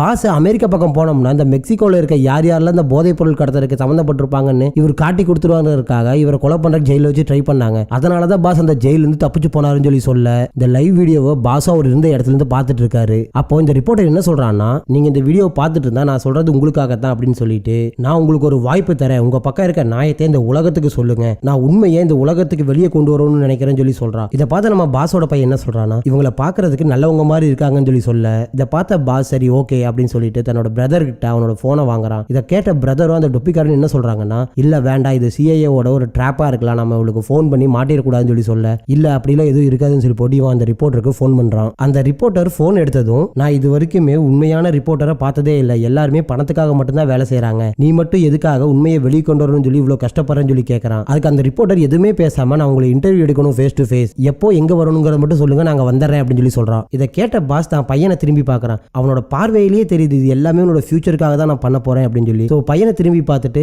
சரி ஓகே நான் உனக்காக ஒரு வாய்ப்பு தரேன், நீ வந்து இன்டர்வியூ எடுக்கலாம்னு சொல்லி சொல்றான். இதை கேட்ட ரிப்போர்ட்டர் சிரிச்சிட்டு, நீ எனக்கு வாய்ப்பு கொடுக்கல, நான் தான் உனக்கு வாய்ப்பு கொடுக்குறேன் உன்னை பத்தி இந்த உலகம் தெரிஞ்சுக்கிறக்காக. அதுக்கு பாஸோ சரி ஓகே அப்படின்னு சொல்லி சிரிச்சிட்டே போனை வச்சிடறான். நம்ம ரிப்போர்ட்டருக்கும் எதையோ ஒரு சாதிச்ச சந்தோஷத்துல கார் எடுத்துட்டு அங்கிருந்து கிளம்புறான். அதே சமயம் கட் பண்ணி லேப் பக்கமா போனோம்னா, அந்த பண்ணி கடிச்சிருக்கும்ல அவனை ஒரு டேபிள்ல படுக்க வச்சிருக்காங்க. டாக்டர் அவனை செக் பண்ணிட்டு இருக்காங்க. ஆக்சுவலா அவனை பாக்கறதுக்கே வெறி பிடிச்ச மாதிரி அப்படியே அந்த பண்ணிகள்லாம் கத்திட்டு இருந்துச்சுல, அந்த மாதிரி ஃபுல்லா கத்துன்னு கத்திக்கிட்டே இருக்கான். இதை பார்த்து நம்ம சோல்ஜர் என்ன சொல்றாங்கன்னா, இவனுக்கு என்னமோ ஆயிருச்சு, இவனுக்கு ஏதாச்சும் மெடிக்கல் எமர்ஜென்சியாச்சும் கூப்பிடுங்க, இவனை நம்ம ரெடி பண்ணியே ஆகணும்னு சொல்லி சொல்ல, அதுக்கு அந்த டாக்டரோ இல்ல நம்ம எதிர்பார்த்தது இதுதான், இவன் இப்போ ஒரு சூப்பர் சோல்ஜரா மாறிட்டான், இவனை நம்ம கொஞ்சம் ட்ரெயின் பண்ணோம்னா நமக்கு ஏத்த மாதிரி மாறிடுவான் அப்படின்னு சொல்லி சொல்றான். இதை கேட்ட அந்த சோல்ஜரோ ஒரு மாதிரி டாக்டரை பாக்குறான். அப்படியே கட் பண்ணி திரும்பவும் பாஸையும் பாஸோட பையனையும் பார்த்தோம்னா, பாஸ் அவனோட பையனை வா உனக்காக ஒரு கிஃப்ட் வாங்கி வச்சிருக்கேன் காமிக்கிறேன் அப்படின்னு சொல்லி கூட்டு போறான். பாஸ் அவன் பையனுக்கு என்ன வாங்கி வச்சிருக்கான்னு பார்த்தோம்னா, ஒரு அழகான ட்ரோன் வாங்கி வச்சிருக்கான். இதை பார்த்த பையன்காரனும் என் பர்த்டேக்காக வாங்கி கொடுத்துருக்கான்னு சொல்லி கேட்க, அவன் ஒரு மாதிரி பாக்குறான். அப்ப உங்களுக்கு என் பர்த்டே கூட ஞாபகம் இல்லையா அப்படின்னு சொல்லி கேட்க, இல்ல எனக்கு ஞாபகம் இருக்கு, இப்போ கொஞ்சம் ப்ரெஷர்ல இருக்கனால மறந்துட்டேன்னு சொல்லி சொல்றான். இதை கேட்ட அந்த பையன்கார கண்டுபிடிச்சான், அப்பாக்கு நம்மளோட பர்த்டே ஞாபகம் இல்லை அப்படின்னு சொல்லி. அதுக்கப்புறம் அந்த ட்ரோன் வாங்கி கொடுத்ததுக்கு நன்றி அப்படின்னு சொல்லி போட்டு அந்த ட்ரோனை பறக்க வைக்கிறதுக்காக அந்த காம்பவுண்ட் செவரு கிட்ட வரான். அந்த செவத்துல ஏற முடியாம ஏறி அதில் உட்காந்துட்டு அந்த ட்ரோனை செட் பண்ண ஆரம்பிக்கிறான். ஸோ இந்த விஷயத்தெல்லாம் தூரத்துல இருந்து அவனை வளர்த்தால ஒரு டொப்பிக்காரன் அவன் பார்த்துட்டு சிரிக்கிறான். ஒரு வழியா பையன் அவன் அப்பா கூட பேச ஆரம்பிச்சிட்டான் அப்படின்னு சொல்லி. அதே சமயம் அங்க இருந்த யார் கண்ணுக்குமே படாம ஒருத்தன் ஒரு பேக்கை தூக்கிட்டு அந்த இடத்துல இருந்து வெளியே போறான். அப்படி போனவன் என்ன பண்றான்னு சொல்லி பார்த்தோம்னா, ஒரு மரத்துக்கடியே போய் உட்காந்து தான் பேக் இருந்துச்சு, அந்த பேக்ல இருந்து ஒரு புறாவை எடுக்கிறான். அந்த புறாவோட காலில் பாஸ் இருக்க லொகேஷனை எழுதி யாருக்கோ அனுப்புறதுக்காக அதுகிட்ட பேசிட்டு இருக்கான். அப்படியே கட் பண்ணி பையன்காரனை பார்த்தோம்னா, பையனுக்கு ட்ரோன் கொடுக்குறப்ப பாஸ் என்ன சொல்லியிருப்பாருன்னா, எக்காரணத்தை கொண்டு இந்த காம்பவுண்ட் சேவரை தாண்டி நீ எங்கேயுமே போயிடக்கூடாது அப்படின்னு சொல்லி சொல்லியிருப்பாரு. இவனும் சரி ஓகே அப்படின்னு சொல்லி தான் இந்த ட்ரோன் எடுத்துட்டு இங்க வந்திருப்பான். ஆக்சுவலா இந்த ட்ரோன் பார்த்தோம்னா 5 கிலோமீட்டர் தூரம் போகும். இவன் விட்ட ட்ரோன் 5 கிலோமீட்டரையும் தாண்டி ரொம்ப தூரம் போனனால சிக்னல் லாஸ்ட் ஆயிருது. இதை பார்த்த பையன்காரனும் சிக்னல் லாஸ் ஆயிருச்சு, இந்த ட்ரோனை திரும்ப வர வைக்கணும்னு சொல்லி அவன் பொறுமையா காட்டுக்குள்ள இறங்கி நடக்க ஆரம்பிக்கிறான். அப்படியே கட் பண்ணோம்னா அமெரிக்கா மெக்சிகோ பார்டர் காமிக்கிறாங்க. எபிசோடு 1ல பார்த்துருப்போம்ல ஸ்டார்டிங் சீன்லயே. அதுதான் இப்ப நடக்குது. ஒரு 4 பேர் எப்படியாச்சும் அமெரிக்காக்குள்ள போயிடலாம் அப்படின்னு சொல்லி போட்டு உள்ள வராங்க. அவங்கள ஒரு டொப்பிக்காரன் கூப்பிட்டு வரான். அவன் இருந்து பணம் புடுங்க ட்ரை பண்றவன நம்ம கமாண்டோ ஜாம்பி ஒன்று வந்து அவனை பிடிச்சி கடிச்சு கொதறது. பட் இந்த விஷயம் அவங்க யாருக்குமே தெரியாதுல்ல. என்னடா போலீஸ்கார் இப்படி கடிச்சு கொதறான்னு சொல்லி அங்க இருந்தவங்களா தெரிச்சு ஓடுறாங்க. நாம ஃபர்ஸ்ட் எபிசோட் இந்த சீன் பார்த்துருப்போம்ல, அது ஆக்சுவலா இப்பதான் நடக்குது. இந்த மாதிரி 3 ட்விஸ்ட் வச்சு இந்த எபிசோட் இங்க முடிக்கிறாங்க. லாஸ்ட் எபிசோட் எங்க முடிச்சு ஞாபகம் இருக்குல்ல, டொப்பிக்காரனை ஒரு ஜாம்பி வந்து அட்டாக் பண்ணும்ல, அந்த இடத்துல இருந்து ஆரம்பிக்கிறாங்க. டொப்பிக்காரனை கடிச்சு கொதறதை பார்த்த மத்தவங்க எல்லாம் அங்கிருந்து ஓட பாக்குறாங்க. ஆனா அவங்களுக்கு தெரியாது ஆல்ரெடி அந்த ஜாம்பிஸ் எல்லாம் அங்கதான் இருக்கு அப்படின்னு. அவங்க 4 பேர் ஓடிட்டு இருக்கப்போ மலையிலிருந்து கீழே வந்த ஜாம்பி ஓடி வந்து அதுல ஒருத்தனை கழுத்தை பிடிச்சு கடிச்சு கொதறி எடுத்துருது. அதுல வெள்ளை கலர் பனியன் போட்டிருக்கான்ல, அவன் என்ன பண்றான்னா மலை மேல ஏறி நம்ம தப்பிச்சு போயிருவோம்னு சொல்லிட்டு ஒரு மலை மேல ஏற ஆரம்பிக்கிறா. அப்படி அந்த மலை மேல ஏறிட்டு இருக்கும் போது அங்க ஒரு ஜாம்பி அவளை பார்த்து அவன் மேல ஜம்ப் பண்ணி அவளையும் கொன்றுது. இப்ப மொத்தம் இந்த பிரெக்னன்ட் லேடி அவளோட புருஷன் மொத்தம் 2 பேர் தான் உசுரோடு இருக்காங்க. அவங்க பக்கத்துலயே ஜாம்பி சரத்தை பார்த்த புருஷங்காரன், சரி நீ எப்படியாச்சும் இங்கிருந்து தப்பிச்சு போ நான் சமாளிக்கிறேன்னு சொல்லி போட்டு போறான். பட் அந்த ஜாம்பி அவனையும் அடிச்சு தரன்னு இழுத்துட்டு போயிருது. இப்ப அந்த பிரெக்னன்ட் லேடி மட்டும் தான் உசுரோடு இருக்காங்க. இதை பார்த்த ஜாம்பியை மெதுவா பக்கத்துல போகுது. அந்த பிரெக்னன்ட் லேடியோ கத்தரா, தயவு செஞ்சு நீ விட்டுருங்க, நான் அமெரிக்காக்குள்ள எல்லாம் வரமாட்டேன், நான் திரும்பி மெக்சிகோக்கே போயிடுறேன் அப்படின்னு சொல்லி. பட் பக்கத்துல போன அந்த ஜாம்பி அந்த பொண்ணையே மேலையும் கீழையும் பாக்குது. ஜாம்பிக்கு அந்த குழந்தையோட இதய துடிப்பு கேக்குது. இதை கேட்ட ஜாம்பி மெதுவா தான் கையை எடுத்து அந்த வயிற்று மேல வச்சு பாக்குது. சரி ஒன்னும் பண்ணாது, ஒரு பொண்ணு மனசு ஒரு பொண்ணுக்கு தான் புரியும், அதனால ஒன்னும் பண்ணாதுன்னு சொல்லி பார்த்தோம்னா டக்குன்னு தான் கையை வச்சு அந்த வயிற்றை கிழிச்சு எடுத்துருது. அப்படியே கட் பண்ணி பாஸ் இருக்க இடத்த புறா மூலமா அனுப்ப போனான்ல,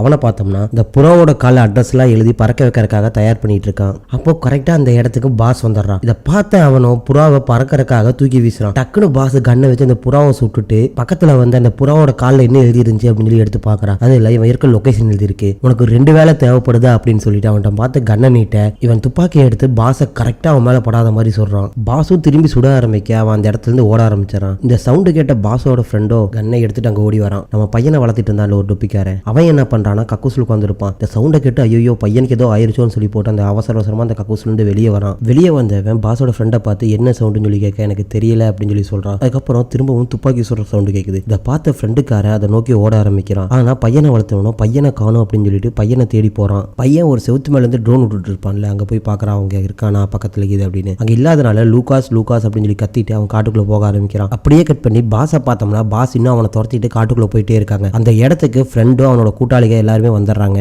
பாஸை பார்த்துட்டு உங்களுக்கு என்ன அடிபட்டிருக்கு, ரத்தம் வந்திருக்கும் போலயே அப்படின்னு சொல்லி சொல்ல அப்பதான் பாசு கவனிக்கிறான் அவனுக்கு ஒரு குண்டு வந்து இடுப்புல பாஞ்சிருக்கு. இதை பார்த்த ஃப்ரெண்டுக்காரனும் என்ன ஆச்சு அப்படின்னு சொல்லி விசாரிக்கிறான். இதை பாரு, இந்த புறா மூலமா நம்ம இருக்க லொகேஷனை யாருக்கும் அனுப்புறதுக்கு ட்ரை பண்ணா ஒரு வழியான அந்த புறாவை சுட்டுட்டேன். அவனை சுடலான்னு பாக்குறதுக்குள்ள இந்த காட்டுக்குள்ள தப்பிச்சு ஓடி போயிட்டான். அவனை கண்டுபிடிக்கணும், சரி வாங்க போய் பார்க்கலாம் அப்படின்னு சொல்லி கூப்பிட ஃப்ரெண்டுக்காரனும் இல்ல உன் காயத்துக்கு நீ போய் மருந்து போடு, இவனை உயிரோடவோ பணமாவோ நாங்க பிடிச்சிட்டு வரேன்னு சொல்லி போட்டு இவங்க எல்லாம் காட்டுக்குள்ள தேடி போக ஆரம்பிக்கிறாங்க. வீட்டுக்கு போன பாசோ சரி ஓகே தான் பையன் எப்படி இருக்கான் அப்படின்னு சொல்லி பார்க்கலாம் அப்படின்னு சொல்லி போட்டு தான் பையன் ரூமுக்கு போய் பார்க்கறான். அங்க பையன் இல்ல. அங்க இருக்க ஒவ்வொரு ரூம்லயும் பையன் பேரை சொல்லி கத்திக்கிட்டே போறான். பையன் எங்கேயுமே இல்லாதனால அங்க இருந்த ஒரு டெலஸ்கோப் எடுத்துட்டு போய் பையனை தேடி பார்க்கறான். பையனை வளர்த்தவனோ கண்ணை எடுத்துட்டு காட்டுக்குள்ள ஓடிட்டு இருக்கான். இதை பார்த்து அப்பங்காரனும் பையன் ட்ரோன் விட்டுட்டு இருந்தாலும் அந்த இடத்துக்கு போய் பார்க்கறான். அங்க பையனை காணோம். ஆனா பையனை வளர்த்தனோட டொப்பி கிடக்குது. இதை பார்த்து அப்பங்காரனுக்கு ஒண்ணுமே புரியல. ஒரு வேலை பையனை வளர்த்தனவனே அவனை கொண்டுட்டானா இல்ல வேற யாராச்சும் இவங்க 2 பேர்த்த கொண்டுட்டாங்களா அப்படின்னு தெரியாம இவனும் பையனை தேடி காட்டுக்குள்ள போக ஆரம்பிக்கிறான். அதே சமயம் காட்டுக்குள்ள பாஸோட ஃப்ரெண்டு போயிருப்பாருங்களா அவங்க குரூப்போட, அவங்க என்ன பண்றாங்கன்னு பார்த்தோம்னா காட்டுக்குள்ள அவனை தேடி போயிட்டு இருக்காங்க. அப்ப அவன் ஒரு மரத்துக்கு முன்னாடி ஒளிஞ்சிட்டு இருக்கான். இதை பார்த்து அவங்களும் துப்பாக்கியால சுட ஆரம்பிக்கிறாங்க. ஆக்சுவலா இவங்க சுடுறது அவன் மேல படல, அவன் சுடுறது இவங்க மேல படல. ஒரு 10 நிமிஷம் இப்படியே சண்டை போட்டுட்டு ஃபைனலா துரோகம் பண்ணல அவனுக்கு புல்லட் தீர்ந்து போயிருது. அதனால அவன் அந்த இடத்துல இருந்து தப்பிச்சு ஓட ஆரம்பிக்கிறான். பின்னாடியே நம்ம குரூப்ஸும் ஃபாலோ பண்ணி வருது. ஆனா அவங்க சுடுற ஒரு புல்லட்டும் கூட நம்ம ஆள் மேல படவே இல்லை. அங்க இருந்து போனவன் ஒரு குழிக்குள்ள விழுந்து அவங்க யாருக்குமே தெரியாம மறைஞ்சு உட்காந்துக்கிறான். இதை கவனிக்காதவங்களும் அவனை கிராஸ் பண்ணி போயிடுறாங்க. அதுக்கப்புறம் இவன் திரும்பவும் அந்த வீட்டு பக்கம் போய் படத்தோட ஸ்டார்டிங் சீன்ல பாஸ் ஒரு கோகாவளியா தப்பிச்சு ஒரு ரூமுக்கு வந்திருப்பார்ல ஃப்ளோர் டைல்ஸ் எடுத்துட்டு,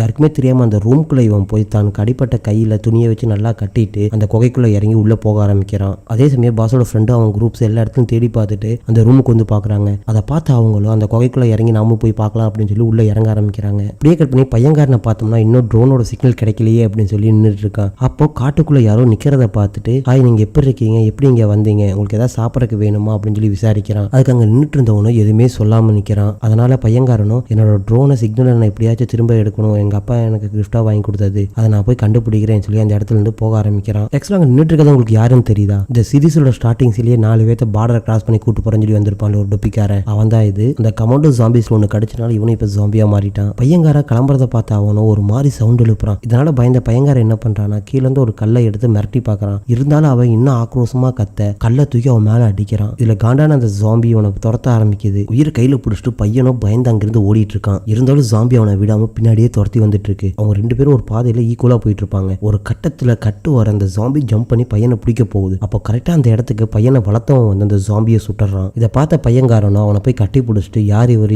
எதுக்கு என்னை கொல்ல வராருன்னு சொல்லி கேட்க எனக்கு தெரியல அப்படின்னு சொல்லிட்டு போய் அவனை இன்னும் 2 புல்லட்டை வச்சு சுட்டு கொண்டுறாரு. இந்த சவுண்டை கேட்ட அப்பங்காரனும் தான் பையனுக்கு ஏதோ பிரச்சனைன்னு சொல்லி அவனும் இந்த இடத்த நோக்கி வர ஆரம்பிக்கிறான். அதே சமயம் பையன்கார அவன்கிட்ட இது என்னோட தப்பு தான், ட்ரோனோட சிக்னல் லாஸ்ட் ஆயிடுச்சு, அதனாலதான் நான் தேவையில்லாம இவ்வளவு தூரம் வந்துட்டேன், என்னை மன்னிச்சிடுங்க அப்படின்னு சொல்லி அவன்கிட்ட அழுதுட்டு இருக்கான். அதை கேட்ட டொப்பிக்காரனும் என்ன சொல்றான்னா பரவாயில்ல விடு, உனக்கு எதுவும் ஆகல, இல்லை உனக்கு ஏதாச்சும் பிரச்சனையா, அவனை ஏதாச்சும் பண்ணிட்டானா அப்படின்னு சொல்லி கேட்க அதே சமயம் அந்த ஜாம்பி அப்படியே மெதுவா எந்திரிக்குது. இதை பார்த்த பையன்காரனும் அவன் எந்திரிச்சிட்டா அப்படின்னு சொல்லி கத்துறான். டொப்பிக்காரன் திரும்பி பார்க்கறக்குள்ளே அந்த ஜாம்பி வந்து இவனையும் கடிச்சிருது. இவனும் அந்த ஜாம்பி கிட்ட எவ்வளவோ சண்டை போட்டு அதை கொல்லணும் அப்படின்னு சொல்லி துப்பாக்கியால சுட்டு பார்க்கறான். இருந்தாலும் ஜாம்பி இவனை விடாம திரும்ப திரும்ப கடிச்சுக்கிட்டே இருக்கு. ஒரு கட்டத்தில் இவன் அடிவாங்காத பார்த்த பையன்காரனும் பக்கத்துல இருந்து ஒரு கல்லை எடுத்து அந்த ஜாம்பி மேல போடுறான். அந்த ஜாம்பியோ அவனை விட்டுட்டு இவனை கடிக்கலாம் அப்படின்னு சொல்லி ட்ரை பண்ணும்போது தான் கையில இருந்த கத்தியை எடுத்து அவன் அந்த ஜாம்பியோட கழுத்திலேயே குத்தி அதை சாவடிச்சிடறான். அதுக்கப்புறம் பையன்கார அவன் பக்கத்துல போய் உங்களுக்கு ரத்தம் வருது, உங்களுக்கு என்ன ஆயிருச்சு அப்படின்னு சொல்லி பக்கத்துல பார்க்க போறான். அதுக்கப்புறம் நீங்க இருக்காத, சீக்கிரம் இங்கிருந்து கிளம்பி உங்க அப்பா எங்க இருக்காரோ அங்க போ, அங்க இருந்தாதான் உனக்கு சேஃப், இங்க இருந்தீங்கன்னா உனக்கு சேஃப் இல்லை அப்படின்னு சொல்லி சொல்ல பையன்காரனும் இல்ல உங்களுக்கு ரத்தம் வருது, உங்களுக்கு என்ன ஆச்சு, வாங்க நம்ம ஹாஸ்பிட்டல் போலாம் அப்படின்னு சொல்லி கூப்பிடுறான். அதுக்கு அவனும் இங்க என்னமோ தப்பா இருக்கு, நீ இங்க இருந்து சீக்கிரம் போ, சீக்கிரம் உங்க அப்பாவை கண்டுபிடி அப்படின்னு சொல்லி அவனை கத்தி அங்கிருந்து அனுப்பி விட்டுறான். அதுக்கப்புறம் இவனும் கீழே விழுந்து அந்த ஜாம்பியா மாறவங்க எல்லாம் ஒரு மாதிரி துடிப்பாங்கல்ல, அந்த மாதிரி துடிக்க ஆரம்பிக்கிறான். இவனோட கண்ணும் அப்படியே அந்த ஜாம்பி மாதிரி மாற ஆரம்பிக்குது. அப்படியே இந்த சீனிங்க கட் பண்ணோம்னா குகைக்குள்ள போயிட்டு இருந்தவனை காமிக்கிறாங்க.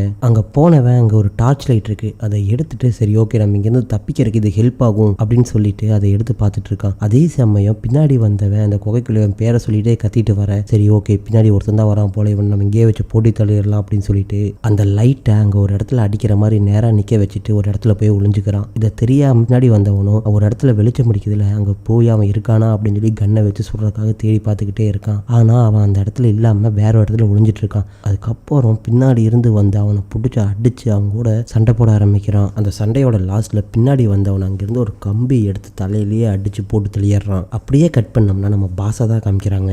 பாஸ் அந்த துப்பாக்கி சத்தம் கட்ட இடத்த நோக்கி வந்துகிட்டே இருக்கான். வர வழியில தான் பையன் பேரை சொல்லி கத்திக்கிட்டே வரும்போது அங்க யாரோ வர்ற மாதிரி தெரியுது. அதை பார்த்த பாசோ டக்குன்னு கண்ணை எடுத்து நீட்ட அந்த இடத்துக்கு பையன்கார வந்து நிக்கிறான். அதை பார்த்த பாசோ எதுக்காகடா நீ காட்டுக்குள்ள வந்து அப்படின்னு சொல்லி விசாரிக்க பையன் எதுவுமே பேசாம இங்க வந்து பாருங்க அவர் செத்து போயிட்டாரு அப்படின்னு சொல்லி அப்பனை இழுத்துட்டு வரான். அவங்க இப்ப எங்க வந்திருக்காங்கன்னு சொல்லி பார்த்தோம்னா அந்த பையனை வளர்த்தவன் செத்து போயிருப்பான்ல அந்த இடத்துக்கு வந்து பையன்காரனும் அவனை எழுப்புறதுக்கு ட்ரை பண்ணிட்டு இருக்கான். அதை பார்த்த அப்பங்காரனும் அவன் கழுத்துல கை வச்சு பார்த்துட்டு அவன் உயிரோடு இல்லை அவன் இறந்து போயிட்டான் அப்படின்னு சொல்லி சொல்ல இல்ல அவர் செத்து போயிருக்க கூடாது இதுக்கெல்லாம் நான் தான் காரணம் அப்படின்னு சொல்லி அழுக அப்பங்கார சமாதானம் பண்ண ட்ரை பண்றான். அதுக்கப்புறம் இவனுக்கு என்னாச்சுன்னு சொல்லி விசாரிக்க அந்த சின்ன பையனும் நான் ட்ரோனோட சிக்னல் கட் ஆயிருச்சுன்னு சொல்லி காட்டுக்குள்ள வந்தேன். வந்து பார்த்தேன் ஒருத்தன் மலை மேல நின்றுட்டு இருந்தான். அவன் திடீர்னு மிருக மாதிரி என்னை துரத்திட்டே வந்தான். நான் பயந்துட்டு ஓடிட்டு இருந்தேன். ஒரு கட்டத்தில் அவன் என்னை அட்டாக் பண்ண வரும்போது இவர் தான் அவனை சுட்டு அவன்கிட்ட தான் என்னை காப்பாத்தினாரு. இருந்தாலும் அவன் சாகாம எந்திரிச்சு வந்து திரும்பவும் இவர் கூட சண்டை போட்டு இவரை கடிச்சிட்டான். அதனால இவருக்கு ஏதோ ஒரு மாதிரி ஆகி இவர் இதே இடத்துல இறந்து போயிட்டாருன்னு சொல்லி சொல்ல பாசோ அதுக்கு சரி ஓகேவா நம்ம இங்கிருந்து கிளம்பலாம் அப்படின்னு சொல்லி கூப்பிடுறான். அதுக்கு பையன்காரனும் இவர் எப்படியே விட்டுட்டு வர முடியாது இவருக்கு செய்ய வேண்டிய இறுதி காரியங்களை நம்ம செய்யணும்னு சொல்லி சொல்றான். அதை கேட்ட பாசோ ஃபர்ஸ்ட் நாம நம்ம உசுரை காப்பாத்திக்கணும் அதுக்கப்புறம் மற்றவங்களை பத்தி யோசிக்கலாம்னு சொல்லி அவனை கூப்பிடுறான். ஆனா பையன் ஒட்டுக்காம அடம் பிடிக்கிறான். அப்புறம் பையன் ஒரு வழியா பேசி சமாதானப்படுத்திட்டு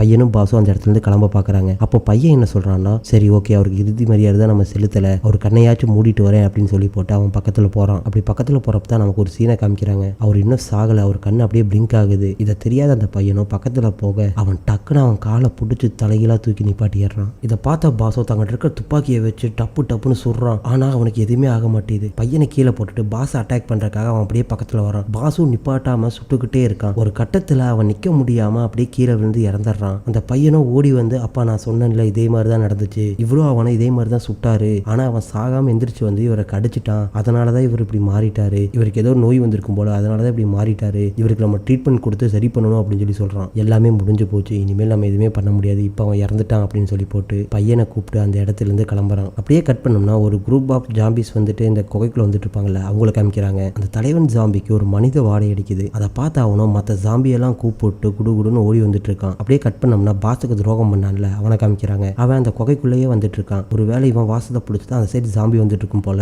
அந்த குகையில வந்துட்டு இருந்தவன் ஃபைனலா ஒரு இடத்துக்கு வரான். அங்க டோர் போட்டு மூடி வச்சிருக்காங்க. அங்க இருந்த சாவியை எடுத்துட்டு டோரை ஓபன் பண்ணி அவன் இந்த சைடு வரான். இந்த சைடு வந்தவன் என்னமோ சவுண்டு கேட்குதே அப்படின்னு சொல்லி சுத்தி முத்தி பார்க்கும்போது அங்க நம்ம கமெண்டோ ஜாம்பி நின்றுட்டு இருக்கு. இதை பார்த்து அவனும் என் பக்கத்துல வராத அப்படின்னு சொல்லி சொல்ல ஜாம்பி மெதுவோ என் பக்கத்துல வருது. இவன் தான் கிட்ட இருக்கிற துப்பாக்கி எடுத்து டப்பு டப்புன்னு அந்த ஜாம்பியை சொல்றான். அதுக்கப்புறம் தான் அங்க இருந்த ஒவ்வொரு ஜாம்பியா வெளியே வருது. இதை பார்த்து பயந்து அவனும் என்னை எதுவும் பண்ணிடாதீங்கன்னு சொல்லி கதறான். அப்ப அந்த ஜாம்பியோட தலைவர் இருக்கும்ல அது அவன் பக்கத்துல வந்து அவனை மெதுவா மோப்பம் பிடிக்க ஆரம்பிக்குது. அப்படி பிடிக்கிறப்ப அவன் மேல பாஸோட வாசம் அடிக்க ஆரம்பிக்குது. இவனோ பயந்துட்டு என்னை விட்டுருங்க ப்ளீஸ் அப்படின்னு சொல்லி கத்துறான். ஆனா அந்த கமாண்டோ ஜாம்பி வில்லத்தனமா சிரிச்சுட்டு அவனை ஒரு அடி அடிச்சு மட்டையாக்கிடுது. இதோட இந்த எபிசோட இங்க முடிச்சிடுறாங்க. இந்த எபிசோடோட ஸ்டார்டிங் சீன்ல பண்ணி கடிச்சு ஒருத்தர் லேப்ல அட்மிட் ஆயிருப்பான்ல அவனை காமிக்கிறாங்க. அவன் அந்த லேபில் இருக்க பெட்ல வச்சு லாக் பண்ணி வச்சிருக்காங்க. ஆக்சுவலா அவனுக்குள்ளேயே ஒரு சின்ன போராட்டமா இருக்கு. அந்த கிருமிகள் வந்து அவனோட உடம்பையும் மைண்டையும் கண்ட்ரோல் பண்றதுக்கு எவ்வளவோ ட்ரை பண்ணுது. ஆனா அது அவனால முடியாம கொஞ்சம் கொஞ்சமா அவன் உடம்பை அந்த கிருமிகள் ஆக்கிரமிப்பு பண்ணுது. கரெக்டா அந்த சமயத்துல டாக்டர் அவனுக்கு ஒரு ஊசியை போட்டுறாரு. அதனால அந்த கிருமியை அட்டாக் பண்ற ஸ்பீட்ல கொஞ்சம் டிலே ஏற்படுது. இதை பார்த்து அங்க இருந்த சோல்ஜரோ அவனுக்கு என்ன ஊசி போட்டிருக்கீங்க அப்படின்னு சொல்லி கேட்க இந்த ஊசி போட்டோம்னா இவன் தானா எதுவுமே முடிவு எடுக்க மாட்டான் நாம என்ன சொல்றோமோ அதை மட்டும் தான் பண்ணுவான் அப்படின்னு சொல்லி சொல்ல இந்த சீனை இங்கேயே கட் பண்ணி பாஸையும் அவனோட பையனையும் காமிக்கிறாங்க. அப்போ பையன் பாஸ்ட என்ன சொல்றான்னா அவருக்கு எப்படி இப்படி ஆச்சு அவர் எப்படி செத்து போயும் திரும்ப திரும்ப வராருன்னு சொல்லி கேட்க இது ஒரு போதைப் பொருளோட வேலையா இருக்கலாம் போதைப் பொருளை சாப்பிட்றாங்க இப்படிதான் மிருகம் மாதிரி நடந்துப்பாங்க அப்படின்னு சொல்லி சொல்றான். இது சொல்றது யாருன்னு சொல்லி பாத்தீங்களா இந்த போதைப் பொருளை தயாரிச்சு விற்கிற பாஸே இந்த வார்த்தையை சொல்றான். அதுக்கு பையனும் நீங்க புரிஞ்சுக்க மாட்டீங்க நான் சொல்றத இது போதைப் பொருளை எந்த காரணமும் கிடையாது அவங்களுக்கு என்னமோ மெடிக்கல் இஷ்யூ தான் ஆயிருக்கு அவங்களை எப்படியாவது நம்ம சரி பண்ணியே ஆகணும் அப்படின்னு சொல்லி சொல்ல அதுக்கு பாஸோ புரிஞ்சுக்கோ அவன் செத்துட்டா இனிமேல் அவன் திரும்பி வர போறது இல்லை அப்படின்னு சொல்லி சொல்லிட்டு இருக்கும்போது யாரோ அவன் பின்னாடி வர மாதிரி சவுண்டு கேட்குது. டக்குன்னு கண்ணை எடுத்து நிப்பாட்டினா அங்க பாஸோட ஃப்ரெண்டு வந்து நிற்கிறான். அதை பார்த்த பாஸோ இது நீதானா அப்படின்னு சொல்லிட்டு கண்ணை கீழே இறக்கிறான். அதுக்கப்புறம் அந்த ஃப்ரெண்டு என்ன கேட்கறான்னா பையனை வளர்த்துறவனை பற்றி விசாரிக்கிறான். அவன் எங்கே அப்படின்னு. அதுக்கு இவன் என்ன சொல்கிறான்னா அவன் ஏதோ ஒரு போதை பொருள் எடுத்திருப்பான் போல, மிருக மாதிரி நடந்துக்கிட்டான்னு சொல்லி சொல்ல. அதுக்கு அந்த பையனோ இல்லை அவன் மான்ஸ்டராக மாறிட்டான் அப்படின்னு சொல்லி சொல்கிறான். இதை கேட்ட பாஸோ ஆமாம் அவன் மான்ஸ்டராக மாறிட்டான் வாட் எவர் அப்படின்னு சொல்லிட்டு அங்கேருந்து கிளம்ப ஆரம்பிக்கிறான். அவன் பின்னாடியே எல்லாரும் போகிறாங்க. இந்த சீனை தூரத்துலேருந்து அந்த கமாண்டோ ஜாம்பியோட லவ்வர் இருக்கும்ல அது ஒரு பாறை மேல் நின்று பார்த்துட்டு இருக்கா. அப்படியே கட் பண்ணோம்னா அமெரிக்காவை சேர்ந்த போதைப்பொருள் தடுப்பு பிரிவு அதிகாரியை காமிக்கிறாங்க. அவன் ஜெயிலிருந்து ஒருத்தனை கூட்டு வந்திருப்பான்ல, அவங்க 2 பேரும் அந்த மெக்சிகோக்குள்ள சுத்திட்டு இருக்காங்க. ஒரு கட்டத்தில் காண்டான அதிகாரி என்ன பண்றாருன்னா அவனை துப்பாக்கி காமிச்சு மிரட்ட ஆரம்பிக்கிறாரு. உனக்கு உண்மையாவே பாஸ் இருக்க இடம் தெரியுமா தெரியாதா அப்படின்னு சொல்லி. அதுக்கு அந்த கைதியோ என்ன சொல்றான்னா எல்லாரும் ஈஸியா கண்டுபிடிக்கிற மாதிரி அவன் இருந்திருந்தானா எல்லாருமே என்ன கண்டுபிடிச்சிருப்பாங்கல்ல, அவனை கண்டுபிடிக்க முடியாதனால தான் நீங்க என்கிட்ட வந்தீங்க. இதுல காண்டான அந்த அதிகாரியோ அவனை பிடிச்சி அடிச்சு மேப்ல அவன் இருக்க லொகேஷனை காமிக்க முடியுமா முடியாதா அப்படின்னு சொல்லி கேட்கறான். அதுக்கு அந்த கைதியோ அவன்கிட்ட அந்த லொகேஷனை காமிக்கிறான். இதை பார்த்து அந்த அதிகாரியோ இந்த இடத்துக்கு நம்ம போவோம்னா கார்ல போனால் ரொம்ப டிலே ஆகும், நான் வேற ஏதாச்சும் ஒரு பிளான் ரெடி பண்றேன்னு சொல்லி சொல்ல அந்த சீன் அங்கேயே கட் ஆகுது. ரிப்போர்ட்டர் என்ன பண்றாங்கன்னு சொல்லி பார்த்தோம்னா பாஸை பேட்டி எடுக்கிறதுக்காக ஒரு ஏர்போர்ட்டுக்கு வந்திருக்காங்க. இங்க இருந்து அவங்க பாஸ் இருக்க இடத்துக்கு ஃபிளைட்ல போய் இறங்க போறாங்க. அந்த ஏர்போர்ட்டுக்குள்ள செக்கிங் பண்ணிட்டு உள்ள போயிட்டு இருக்கும்போது வார்டன் அவளை பிடிச்சி இழுத்து நீ எங்க போற, இந்த இடத்துல இருந்து போறதுக்கு முன்னாடி என்கிட்ட சொல்லிட்டு போகணும்னு சொல்லி சொன்னேன்ல, என்கிட்ட சொல்லாம எங்க போறேன்னு சொல்லி கேட்க என்னோட பிரதர் தாய்லாண்டில் இருக்கான், அவனுக்கு உடம்பு சரியில்லை, அவனை நான் பார்க்க போறேன் அப்படின்னு சொல்லி சொல்றான். இதை கேட்ட வார்டனும் எனக்கு தெரிஞ்சவங்க நிறைய பேர் தாய்லாண்டில் இருக்காங்க, நீ அங்கே போய் வேற ஏதாச்சும் பண்றேன்னு எனக்கு தெரிஞ்சிச்சுன்னா உன்னை விசிலோடவே விட மாட்டேன்னு சொல்லி மிரட்டான். அதுக்கப்புறம் அந்த பொண்ணுகிட்ட அவன் தப்பா நடக்க ட்ரை பண்றான். அந்த பொண்ணு அவன்கிட்ட இருந்து எப்படியோ தப்பிச்சு ஓடி போய் அங்க இருந்த ஒரு போலீஸ்காரங்கிட்ட இவன் என்கிட்ட தப்பா நடக்க ட்ரை பண்ணா அப்படிங்கிற மாதிரி கம்ப்ளைண்ட் பண்ணிடுறான். இருந்தாலும் போலீஸ்காரன் அவன் பின்னாடியே வரான். போலீஸ்காரங்க அவனை நிப்பாட்டும் போது நான் ஒரு போலீஸ், நான் அவர்கிட்ட செக் பண்ணணும் அப்படிங்கிற மாதிரி சொல்ல அந்த ஏர்போர்ட் போலீஸோ அவனை அரெஸ்ட் பண்றாங்க. அந்த வார்டன் அவளை பார்த்து என்ன சொல்றான்னா தாய்லாந்துல எங்க ஆளுங்க நிறைய பேர் இருக்காங்க, நீ எங்க போனாலும் எங்கிட்ட இருந்து தப்பிக்க முடியாது அப்படிங்கிற மாதிரி சொல்றான். ஒரு வழியாக ஏர்போர்ட்டுக்குள்ள வந்து ஃபிளைட்டுக்காக வெயிட் பண்ணிட்டு இருக்கா. அப்போ இவளை ஒருத்தன் ஃபர்ஸ்ட் சீன்லேயே ஃபாலோ பண்ணிட்டு வந்திருப்பான், அந்த ஸ்விமிங் ஃபுல்லாக போயிருப்பான்ல, அவன் அவளுக்கு பின்னாடி இருக்க மாதிரி காமிச்சு இந்த சீனை இங்கே கட் பண்ணுறாங்க. அப்படியே நம்ம இப்போ எங்கே போகிறோம்னு சொல்லி பார்த்தீங்கன்னா நியூ மெக்சிகோவில் இருக்க லேபுக்கு போகிறோம். அங்கே டாக்டர் ஜென்ரலை வர சொல்லி நடந்த விஷயத்தில் எக்ஸ்பிளைன் பண்ணிட்டு இருக்காரு. ஃபைனலாக நம்ம அமெரிக்காக்காக ஒரு சூப்பர் சோல்ஜர் கிரியேட் பண்ணிட்டோம், இவனுக்கு நம்ம கொஞ்சம் ட்ரைனிங் கொடுத்தோம்னா இவன் நம்ம கட்டளைக்கு ஏற்ற மாதிரி நடப்பான்னு சொல்லி சொல்ல அதுக்கு அந்த சோல்ஜரோ இவன் நம்மளை திருப்பி அட்டாக் பண்ண மாட்டான் அப்படிங்கிறதுக்கு என்ன நிச்சயம் அப்படின்னு சொல்லி கேட்க டாக்டரோ அப்படிலாம் எதுவும் நடக்காதுன்னு சொல்லி போட்டு அந்த லேபுக்குள்ளே போய் ஜென்ரல் கிட்ட இவனோட சேஞ்சஸை பற்றி எக்ஸ்பிளைன் பண்ணுறான். இவனோட பிரெயின் வந்து ஃபுல் அண்ட் ஃபுல் ஃபங்க்ஷனாலிட்டி இறந்துருச்சு, இவன் மசில் கண்ட்ரோலில் தான் இப்போ ரன் ஆகிட்டு இருக்கான், இவனுக்கு நம்ம கொடுக்குற ட்ரைனிங்னால இவனை நமக்கு சொல்கிற மாதிரி நடக்க வைக்க முடியும்னு சொல்லி போட்டு விரலை வந்து ஆட்ட சொல்கிறான். ஆனால் அந்த ஜாம்பி சோல்ஜர் எதுவுமே பண்ணாமல் அமைதியாக படுத்துட்டு இருக்கான். இதை பார்த்த டாக்டரும் அங்கே இருந்த ஒரு சாக்கிங் ட்ரீட்மெண்ட் கொடுக்குறக்கான மிஷினை எடுத்து அந்த பெட்டில் சாக்கு கொடுக்குறான். இதனால் அந்த ஜாம்பி அவன் சொல்கிறத செய்யுது. அதுக்கப்புறம் அவன் கையில் ஒரு பாலை கொடுத்து இதை ப்ரெஸ் பண்ண சொல்கிறான். பட் அந்த ஜாம்பி அதை எதுவும் பண்ணவே மாட்டேது. இதை பார்த்த டாக்டரோ திரும்பவும் சாக்கிங் ட்ரீட்மெண்ட் தான் கொடுக்கணும் அப்படின்னு சொல்லி அந்த மிஷின் எடுக்க போகிறான். அப்போ கமெண்டர் என்ன கேட்குறாருன்னா இவனுக்கு ஒவ்வொரு டைமும் சாக்கிங் ட்ரீட்மெண்ட் கொடுத்துக்கிட்டே இருக்கணுமா, நம்ம சொல்கிறத பண்ணுறேன் அப்படின்னு சொல்லி கேட்க இல்லை இது ஒரு ஷார்ட் டேர்ம் ப்ராசஸ் மட்டும் தான், நாங்கள் சொல்கிறதெல்லாம் இவன் கேட்க ஆரம்பிச்சிட்டேன்னா அதுக்கப்புறம் இந்த சாக்கிங் ட்ரீட்மெண்ட் தேவைப்படாது அப்படின்னு சொல்லிட்டு சாக்கிங் ட்ரீட்மெண்ட் கொடுக்க போகிறப்போ அந்த ஜாம்பி தான் கையில் இருந்த பாலை நசுக்கி உடைச்சிருது. இதை பார்த்த டாக்டரோ இந்த ஜாம்பிக்கு இவ்வளோ பவர் இருக்கா அப்படின்னு சொல்லி பார்க்க டக்குன்னு அந்த ஜாம்பி அவன் கையில் போட்டு அந்த பெல்ட்டை பிச்சுட்டு டாக்டருக்கு ஒரு அடியை போட்டுட்டு அதுலேருந்து ஒவ்வொன்றா பிச்சுட்டு வெளியே வரலாம் அப்படின்னு சொல்லி பார்க்குது. அதே சமயம் ஜென்ரல் அந்த லேபுக்குள்ளே வராரு. உள்ளே வந்த ஜென்ரலையும் ஒரு அடியை போட்டுருது. இதை பார்த்த சோல்ஜர் தன்னோட கன்னை எடுத்து நெட்டி போட்டுலேயே அந்த ஜாம்பியை சுட்டு சாவடிச்சிடறான். அதுக்கு டாக்டரோ சோல்ஜர்ட்ட நீ என்ன பண்ணியிருக்கேன்னு தெரியுதா, நமக்கு கிடைச்ச ஒரு சூப்பர் சோல்ஜரை நீ இப்பயே சுட்டு கொண்டுட்ட, இனிமேல் இந்த ஆராய்ச்சி எப்படி கண்டினியூ பண்ண போகிறதுன்னு எனக்கு தெரியலன்னு சொல்லி சொல்ல ஜென்ரல் நம்ம வழக்கம் போல் பண்ணைகளே வச்சு பண்ணுவோம் அப்படிங்கிற மாதிரி சொல்கிறான். அதுக்கு டாக்டர் சரி ஓகே அந்த பண்ணைகளை போய் அந்த பார்டரில் விட்டோம்ல அங்கே போய் பிடிச்சிட்டு வாங்க, அப்போ தான் என்னால் ஆராய்ச்சி பண்ண முடியும்னு சொல்லி போட்டு அந்த இடத்துலேருந்து போயிடுறான். அதுக்கப்புறம் ஜென்ரல் நம்ம சோல்ஜரை பார்த்து நீ எதுக்காக அவனை தலையிலேயே சுட்டி சாவடிச்ச, அவனை கையிலையோ காலையோ சுட்டி அவனை படுக்க போட்டுருக்கலாம்ல, அதுக்கப்புறம் அவனை ஆராய்ச்சி நம்ம பயன்படுத்தி இருக்கலாம், இப்போ நீ பண்ண காரியத்தினால ஆராய்ச்சி ஸ்டாப் ஆகி போச்சு, அதனால நீ தான் பார்டருக்கு போய் அந்த பண்ணைகளெல்லாம் பிடிச்சிட்டு வரணும்னு சொல்லிட்டு ஜென்ரல் அந்த இடத்துல இருந்து போயிடுறாரு. டே கட் பண்ணி பாஸை பார்த்தோம்னா பாஸுக்கு இடுப்பில் அடிபட்டு இருக்கோம்ல அந்த இடத்துல புல்லட்டை எடுத்துட்டு கட்டு போட்டுட்டு இருக்காங்க. பையன் உட்காந்து டிராயிங் பண்ணிட்டு இருக்கான். இதை பார்த்த ஃப்ரெண்டுக்காரனும் என்ன இது டிராயிங் அப்படின்னு சொல்லி கேட்க என்னை அட்டாக் பண்ண வந்தால ஒரு மான்ஸ்டர் அவனோட டிராயிங் சொல்லி சொல்ல இந்த சீன் கே கட் ஆகி திரும்ப ஏர்போர்ட் பக்கமாக போனோம்னா ரிப்போர்ட்டர் அந்த நாட்டில் இருக்க ஒரு ஏர்போர்ட்லேருந்து வெளியே வராங்க. இதை பார்த்து அந்த போலீஸ்காரனும் அவளுக்கே தெரியாம அவளை ஃபாலோ பண்ணிட்டு வரான். வெளியே வந்தவளை பாஸோட பிரதர் இருப்பான்ல அவன் இந்த சைடு வாங்க அப்படின்னு சொல்லி கூப்பிட்டு போறான். அவளை பார்த்துட்டு என்ன உன் கழுத்தில் ஒரு மாதிரி இருக்கு என்னாச்சு அப்படின்னு சொல்லி விசாரிக்க அவளும் ஒன்றும் ஆகலை, ஃபர்ஸ்ட் நான் இந்த இடத்துல இருந்து கிளம்பலாமா அப்படின்னு சொல்லிட்டு போறான். இதை கேட்ட பாஸோட பிரதரோ ஏன் நம்மளை யாராச்சும் ஃபாலோ பண்ண போறாங்களான்னு சொல்லி கேட்க நான் இந்த ஊருக்கு புதுசு, என்னையெல்லாம் இங்கே யாரும் ஃபாலோ பண்ண போறது இல்லைன்னு சொல்லிடுறான். அவங்க 2 பேர் பேசிக்கிட்டே ஒரு வழியாக காருக்கிட்ட வந்துடுறாங்க. அவளோட ஃபோனை கொடு அப்படின்னு சொல்லி வாங்கிட்டு இந்த முகமுடிய மூஞ்சில போட்டுக்கோ அப்படின்னு சொல்லி சொல்றான். இதை கேட்ட ரிப்போர்ட்டரும் நீங்க ஒன்று கடத்திட்டு போகல, நானா தான் உங்க கூட வரேன் அப்படின்னு சொல்லி சொல்ல சரி ஓகே உனக்கு இந்த இன்டர்வியூ வேண்டாம்னு நினைச்சினா இந்த அவன் ஃபோனை வாங்கி ரிட்டன் போ, உனக்கு இந்த இன்டர்வியூ வேணும்னு நினைச்சினா அந்த முகமுடிய 2 மணி நேரம் போட்டுக்கோ, நம்ம சிட்டியை விட்டு தாண்டினதுக்கு அப்புறம் இந்த முகமுடியை கழட்டிக்கலாம் அப்படிங்கிற மாதிரி சொல்ல அவளும் அந்த முகமுடியை வாங்கி போட்டுட்டு அவங்க கூட போக ஆரம்பிக்கிறான். இதே சமயம் அவளை ஃபாலோ பண்ணிட்டு இருந்தாலும் ஒரு போலீஸ்காரன் அவனும் ஒரு காரை ஸ்டார்ட் பண்ணிட்டு உங்களுக்கு தெரியாம பின்னாடியே ஃபாலோ பண்ண ஆரம்பிக்கிறான். அவங்க சிட்டியெல்லாம் தாண்டினதுக்கு அப்புறம் ஒரு ஓரமாக காரை நிப்பாட்டி நீ இப்போ உன்னோட மாஸ்கை கழட்டலாம் அப்படின்னு சொல்லி சொல்ல அவளும் மாஸ்க் கழட்டி இப்போ நம்ம எங்கே இருக்கோம் இருக்கும் அப்படின்னு சொல்லி கேட்கறான். அதுக்கு அவனும் அங்கிருந்து டேஷ்போர்ட்ல இருந்து ஒரு கன்னை எடுத்து, நீ சொன்னையில உன்னை யாருமே ஃபாலோ பண்ணலன்னு சொல்லி ஏர்போர்ட்ல கிளம்புனதுலேருந்து இப்போ வரைக்கும் நம்மளுக்கு ஒரு கார் ஃபாலோ பண்ணிட்டே வருது, அது யாரு அப்படின்னு சொல்லி கேட்க எனக்கு தெரியாதுன்னு சொல்லி சொல்லிடுறான். இதை கேட்ட பாஸோட பிரதரும் சரி ஓகே அவன் யார் நம்ம கண்டுபிடிக்கலான்னு சொல்லிட்டு அந்த இடத்துல இருந்து கார் எடுத்து மூவ் பண்ண ஆரம்பிக்கிறான். அப்படி ரோட்ல போயிட்டு இருந்தவன் அங்கே ஒரு ஒத்த வழி பாதை வருது, அதை பார்த்துட்டு காரை திருப்பி அந்த ஒத்த வழி பாதைக்குள்ள போக ஆரம்பிச்சிடறான். இதெல்லாம் தூரத்துல இருந்து அந்த போலீஸ்காரன் பார்த்துக்கிட்டே இருக்கான். அப்படி அந்த ஒத்த வழியில போனவங்க கார் ஒரு இடத்துல நிப்பாட்டி ரிப்போர்ட்டர்கிட்ட என்ன சொல்றான்னா, உன்னை ஃபாலோ பண்ணிட்டு வரது யாருன்னு தெரியலன்னு சொல்லி சொன்னீங்களே, நீங்க நடு ரோட்ல செத்து போன மாதிரி படு. அவன் என்ன நினைப்பானா, உன்னை நாங்கள் கூட்டு வந்து இங்கே கொண்டுட்டோன்னு நினைச்சிட்டு உன்னை பார்க்கறதுக்காக வருவான், அவன் யாருன்னு சொல்லி நம்ம கண்டுபிடிச்சலாம்னு சொல்லிட்டு அவளை இறக்கி விட்டு போட்டு அந்த இடத்துல இருந்து போயிடறான். இவ்வளோ அந்த நடு ரோட்ல செத்து போன மாதிரி படுத்துட்டு இருக்கா. அப்போ கரெக்டா அந்த இடத்துக்கு அந்த போலீஸ்காரனும் வந்து காரை நிப்பாட்டுறான். அப்போ கரெக்டா பாஸோட பிரதர் அந்த இடத்துக்கு வந்து காரால அவனை இடிச்சு தூக்கிடுறான். காருக்குள்ள இருந்த போலீஸ்காரனும் ரத்த வெள்ளத்தில் துடிச்சிட்டு இருக்கான். அவனை இழுத்து வெளியே போட்டுட்டு இவன் யாரும் உனக்கு தெரியுமா அப்படின்னு சொல்லி கேட்க அவனும் நான் இங்க பக்கத்துல தான் குடியிருக்கேன், எங்க வீட்டுக்கு இப்படி தான் போகணுங்கிற மாதிரி என்னென்னமோ சொல்றான். இதை கேட்ட ரிப்போர்ட்டரோ இல்ல இவன் இந்த வார்டனுக்காக வரன்றான்னு சொல்ல நம்ம பாஸோட பிரதரோ டக்குன்னு கண்ணை வச்சு சுட்டு அவனை சாவடிச்சிடறான். அதுக்கப்புறம் அவங்க ரெண்டு பேரும் அங்கிருந்து கார் எடுத்துட்டு கிளம்பி போக ஆரம்பிக்கிறாங்க. அப்படி போகும்போது நமக்கு ஒரு சீனை காமிக்கிறாங்க. ஆக்சுவலா இவன் காரால அவன் காரை இடிச்சிருப்பான்ல, அதனால இவனோட பெட்ரோல் டேங்க் ஓட்டையாகி பெட்ரோல் ஒழுகுற மாதிரி காமிக்கிறாங்க. அப்படியே இந்த சீனியை கட் பண்ணோம்னா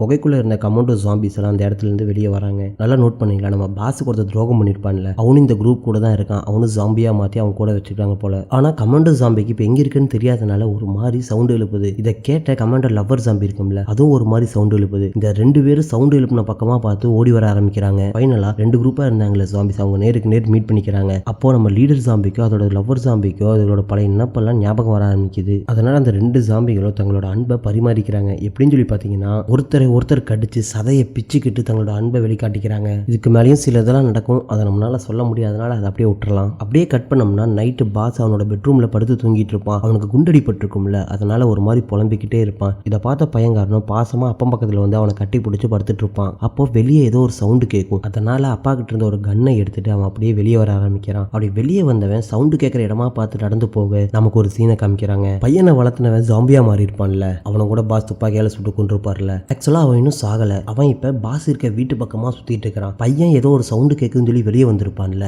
அந்த வாசத்தை பிடிச்சி அவன் அந்த இடத்துக்கு ஓடி வர ஆரம்பிக்கிறான். இப்படி ஒரு சீனை காமிச்சு இந்த எபிசோட இந்த இடத்துல முடிச்சிடுறாங்க. பையனை வளர்த்தவன் ஜாம்பியா மாறி இருப்பான்ல, அவன் இந்த பையனோட வாசம் தெரியுது அப்படின்னு சொல்லி ஓடி வந்துட்டு இருப்பான். இப்ப அந்த இடத்துல இருந்து இந்த எபிசோட ஆரம்பிக்கிறாங்க.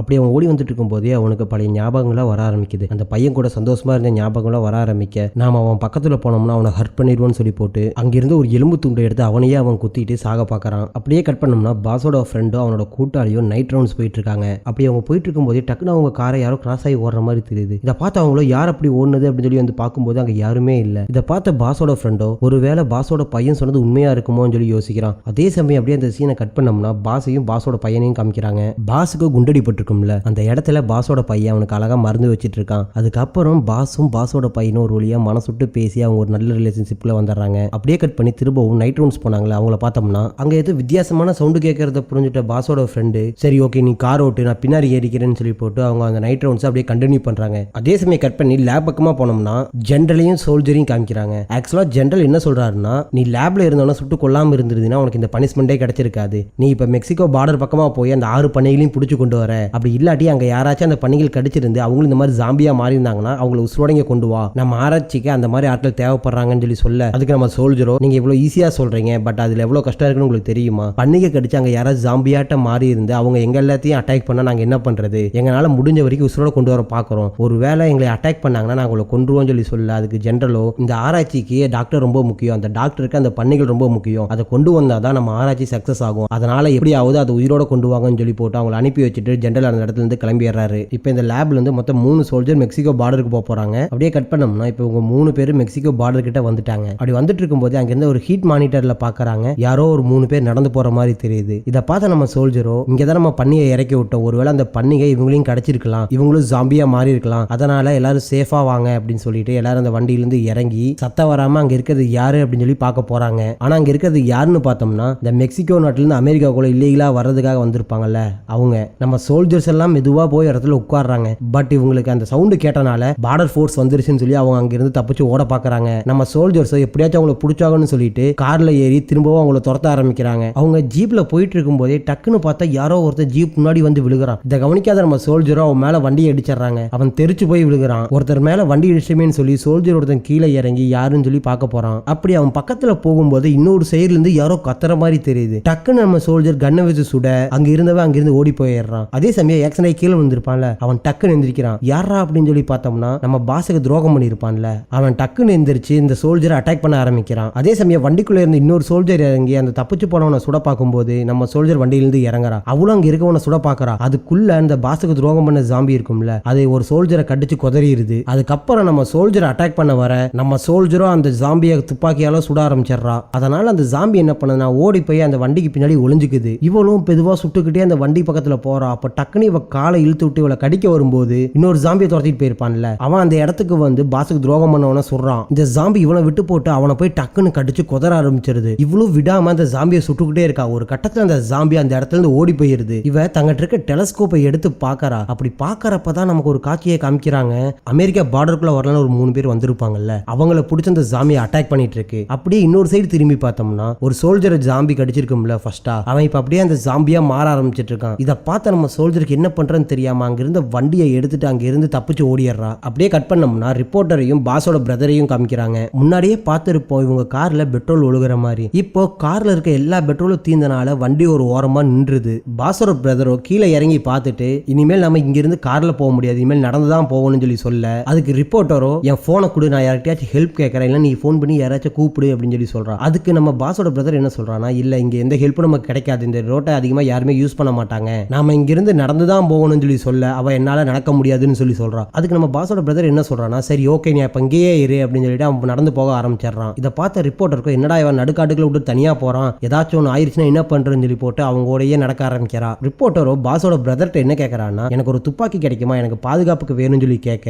அதுக்காக நான் இங்க இருக்கிறதே உங்களுக்கு பாதுகாக்கிறதுக்காக தான், உங்களுக்கு எதுவுமே ஆகாதுன்னு சொல்லிட்டு அப்படியே நடக்க ஆரம்பிக்கிறாங்க. அப்படியே இந்த சீன் கட் பண்ணோம்னா போதைப் பொருள் தடுப்பு பிரிவு அதிகாரியை காமிக்கிறாங்க. அவன் இப்ப எங்க இருக்கான்னு சொல்லி பார்த்தோம்னா, நம்ம ஊர்ல எல்லாம் எப்படி காரு பைக் எல்லாம் வாடகை எடுக்கிறோம், அந்த மாதிரி அமெரிக்கால பிளைட் ஹெலிகாப்டர் இதெல்லாம் வாடகை எடுக்கலாம். அந்த மாதிரி ஒரு கம்பெனி கிட்ட போய் எனக்கு ஒரு ஹெலிகாப்டர் வேணும் அப்படின்னு சொல்லி கேட்கறான். அதுக்கு அந்த கம்பெனிக்காரனோ கிட்ட இந்த மாதிரி பிரைவேட் ஜெட் ஹெலிகாப்டர் எடுக்கிறக்கான லைசன்ஸ் இருக்கா அப்படின்னு சொல்லி கேட்கறான். அதுக்கு அதிகாரியோ டக்குன்னு துப்பாக்கி எடுத்து காமிச்சு இதுக்கு மேல உனக்கு ஏதாச்சும் லைசன்ஸ் வேணுமா அப்படின்னு சொல்லி மிரட்ட ஆரம்பிக்க, அதுக்கு அவனும் சரி ஓகே வெயிட் பண்ணுங்க, உங்களுக்காக நான் ஏதாச்சும் ஹெலிகாப்டர் ரெடி பண்றேன் அப்படிங்கிற மாதிரி சொல்றான். அதுக்கு நம்ம ஆளோ நான் வெயிட் பண்ண முடியாது, எனக்கு உடனே வேணும்னு சொல்லி கேட்க, சார் உங்களுக்கே தெரியும் அந்த ஃபிளைட் பாஸ் இல்லாதவங்களுக்கு நான் கொடுக்கறது இல்லீகல், கொஞ்சம் வெயிட் பண்ணுங்க, அப்பதான் எந்த பிரச்சனையும் இல்லாம உங்களுக்கு ஒரு ஹெலிகாப்டர் ரெடி பண்ணி தர முடியும் அப்படிங்கிற மாதிரி சொல்ல, இவங்களும் சரி ஓகே அப்படின்னு சொல்லி அண்டர் கிரவுண்ட்ல இருக்க ஒரு வெயிட்டிங் ஹாலுக்கு போறாங்க. அங்க போனதுல நம்ம அதிகாரி என்ன பண்றான்னா, அந்த சின்ன குழந்தைங்களா சாக்லேட் சாப்பிட்றதுக்காக வச்சிருப்பாங்கல்ல, காயின் போட்டா சாக்லேட் விழுகும்ல, அங்க போய் காயினை போட்டு சாக்லேட் எடுக்க பாக்குறான். அப்போ நம்ம ரெமோ என்ன பண்றான்னா, என்ன சின்ன குழந்தையாட்ட இதுல காசு போட்டு எடுத்துட்டு இருக்கீங்க, இருங்க நான் உங்களுக்கு எடுத்து தரேன்னு சொல்லி வந்து அந்த பாக்ஸ் 4-5 உதச்சு ஒரு சாக்லேட்டை எடுத்து கொடுக்குறான். இதை பார்த்த போலீஸ்காரனா உனக்கு சாக்லேட் வேண்டாமான்னு சொல்லி கேட்க,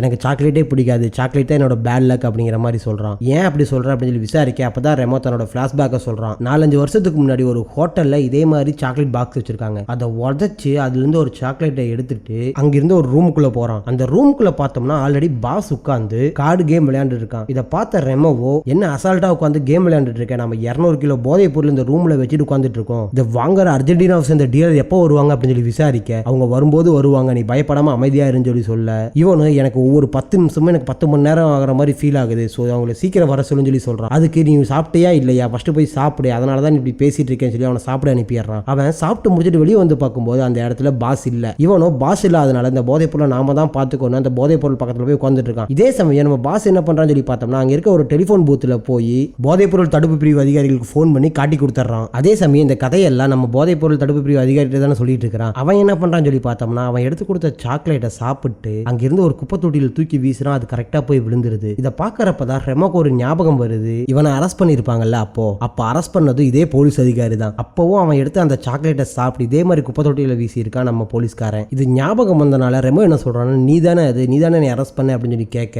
ஆமா நான் தான் அப்படின்னு சொல்லிட்டு, அன்னைக்கு நீ எடுத்த சாக்லேட் உனக்கு பேட் லக் கொடுத்துச்சு, பட் இன்னைக்கு நீ எடுத்த சாக்லேட் குட் லக் கொடுக்கும், சோ இதை நீ யூஸ் பண்ணிக்கோ அப்படிங்கிற மாதிரி சொல்றான். இதை கேட்ட ரெமோ அவனை அடிக்க போக, என்னை அடிச்சினா நமக்குள்ள இருக்க டீல் இதோட முடிஞ்சிடும், அதுக்கப்புறம் உன்னை யாராலையும் காப்பாற்ற முடியாதுன்னு சொல்லி சொல்ல, ரெமோவோ அமைதியா ஒரு இடத்துல உட்காந்துக்கிறான். அப்படியே கட் பண்ணி இப்ப ரிப்போர்ட்டரையும் பாஸோட பிரதரையும் காமிச்சோம்னா அவங்க நடந்து போய்கிட்டே இருக்காங்க. அப்படி போகும்போது தூரத்துல ஒரு வண்டி வருது. இதை பார்த்து அவங்களோ யாருன்னு தெரியலையேன்னு சொல்லி ஒதுங்கி நிக்கிறாங்க. ஆக்சுவலா அந்த வண்டியில வர்றவங்களும் அப்படியே வண்டியை ஒரு மாதிரி ஓட்டிட்டு வர, இவங்க 2 பேரும் பயந்துட்டு நின்றுட்டு இருக்காங்க. அப்போ வண்டி பக்கத்துல வந்து நிப்பாட்டி உங்களுக்கு ஏதாவது ஹெல்ப் வேணுமா அப்படின்னு சொல்லி கேட்க, ஆமா கொஞ்சம் தூரம் எங்களுக்கு டிராப் பண்ண முடியுமா அப்படின்னு சொல்லி கேட்டுட்டு அவங்க கூட அந்த கார்ல ஏறிக்கிறாங்க. அந்த கார்ல ஏறினதுக்கு அப்புறம் பார்த்தோம்னா ஆல்ரெடி அந்த காரை ஓட்டிட்டு வந்தவர் ஃபுல் போதையில வந்துட்டு இருக்காரு. இவங்க கார்ல ஏறி உட்கார்ந்த உடனே திரும்ப சரக்கு பாட்டில் எடுத்து சரக்கு அடிச்சுட்டே வண்டியை ஓட்ட ஆரம்பிக்கிறாரு. அப்படியே கட் பண்ணோம்னா இப்ப கமாண்டோ ஜாம்பிஸ் எல்லாம் எங்க இருக்காங்கன்னு சொல்லி பார்த்தோம்னா, பாஸ் பாஸோட வீட்டு பக்கத்துல இருக்க ஒரு மலை மேல நின்று அந்த வீட்டையே பார்த்துட்டு இருக்காங்க. ஆக்சுவலா இவங்களை இங்க கூப்பிட்டு வந்தது யாருன்னு சொல்லி பார்த்தோம்னா பாஸ்க்கு துரோகம் பண்ணிருப்பான்ல அவன் தான் ஜாம்பியா மாதிரி இவங்களுக்குலாம் வழி காமிச்சு இந்த இடத்த கூட்டு வந்திருக்கான். இதே நேரத்தில் கட் பண்ணி அமெரிக்கால இருக்க லேபுக்கு போனோம்னா அங்க ஒருத்தர் லேப்ல செத்து போயிருப்பான்ல அவனை வச்சு நம்ம டாக்டர் போஸ்ட்மார்டம் பண்ணிட்டு இருக்காரு. அப்படி பண்ணும்போது அவன் உடம்புல இருக்க ஒவ்வொரு பார்ட்டா எடுத்து வெளியே வச்சிட்டு இருக்காரு. அப்படிதான் இதயத்தையும் எடுத்து வெளியே வைக்கிறாரு. அந்த இதயத்தை எடுத்து வெளியே வச்சதுக்கு அப்புறம் பார்த்தோம்னா அந்த இதயத்துக்கு பின்னாடி இன்னொரு குட்டியா ஒரு இதயம் இருக்கு. அதை பார்த்துட்டு ஒரு மனுஷனுக்கு எப்படிடா 2 இதயம் இருக்குன்னு சொல்லி அதை கட் பண்ணி எடுக்கிறான். அதை எடுத்து பார்த்தோம்னா அந்த இதயம் சாகாம இன்னும் துடிச்சுக்கிட்டே இருக்கு. இதை பார்த்த டாக்டர் ஆச்சரியத்துல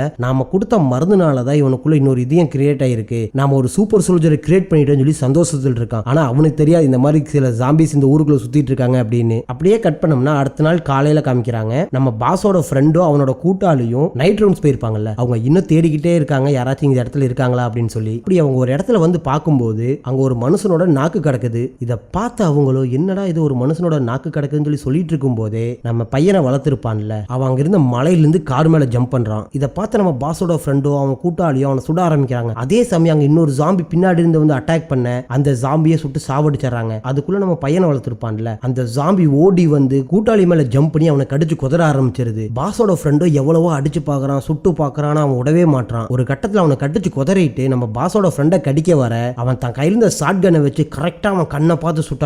ஒரு சைடு கண்ணு மூளை எல்லாம் செதறிடுது. இருந்தாலும் அவன் சாகாம திரும்பவும் எந்திரிச்சு அட்டாக் பண்ண வர தான் கையில் இருக்க கயிறை போட்டு அவனை சுத்தி இறுக்கமா பிடிச்சிடறான். இருந்தாலும் அந்த ஜாம்பி அவனை அட்டாக் பண்ண பார்க்க இவன் பழைய விஷயத்தெல்லாம் அதுக்கு ஞாபகப்படுத்த ட்ரை பண்ணி பார்த்துட்டு இருக்கான். பட் அந்த ஜாம்பிக்கு எதுவுமே ஞாபகம் வரல. அந்த ஜாம்பி இவனை கடிக்க ட்ரை பண்ணும்போது தெரியாம இவன் அவனோட மூளையை கையை வச்சு அழுத்திடுறான். அதனால அந்த ஜாம்பிக்கு மெதுவா பழைய விஷயங்களை ஞாபகம் வர ஆரம்பிக்க அது அப்படியே அமைதியாயிருது. அதுக்கப்புறம் அவனை நல்லா இறுக்கமா கட்டிட்டு தான் கூட வந்த கூட்டாளிக்கு என்ன ஆச்சு அப்படின்னு சொல்லி பார்க்கறான். பட் அவன் செத்து போயிட்டான். அதனால பையனை வளர்த்த அந்த ஜாம்பியை எடுத்து நல்லா கட்டி வண்டிக்கு பின்னாடி ஏத்திட்டு அவன் பாஸ் இருக்க இடத்த நோக்கி போக ஆரம்பிக்கிறான். அப்படி போகும்போது திரும்பவும் அந்த ஜாம்பியோட ஃபேஸை காமிக்கிறாங்க.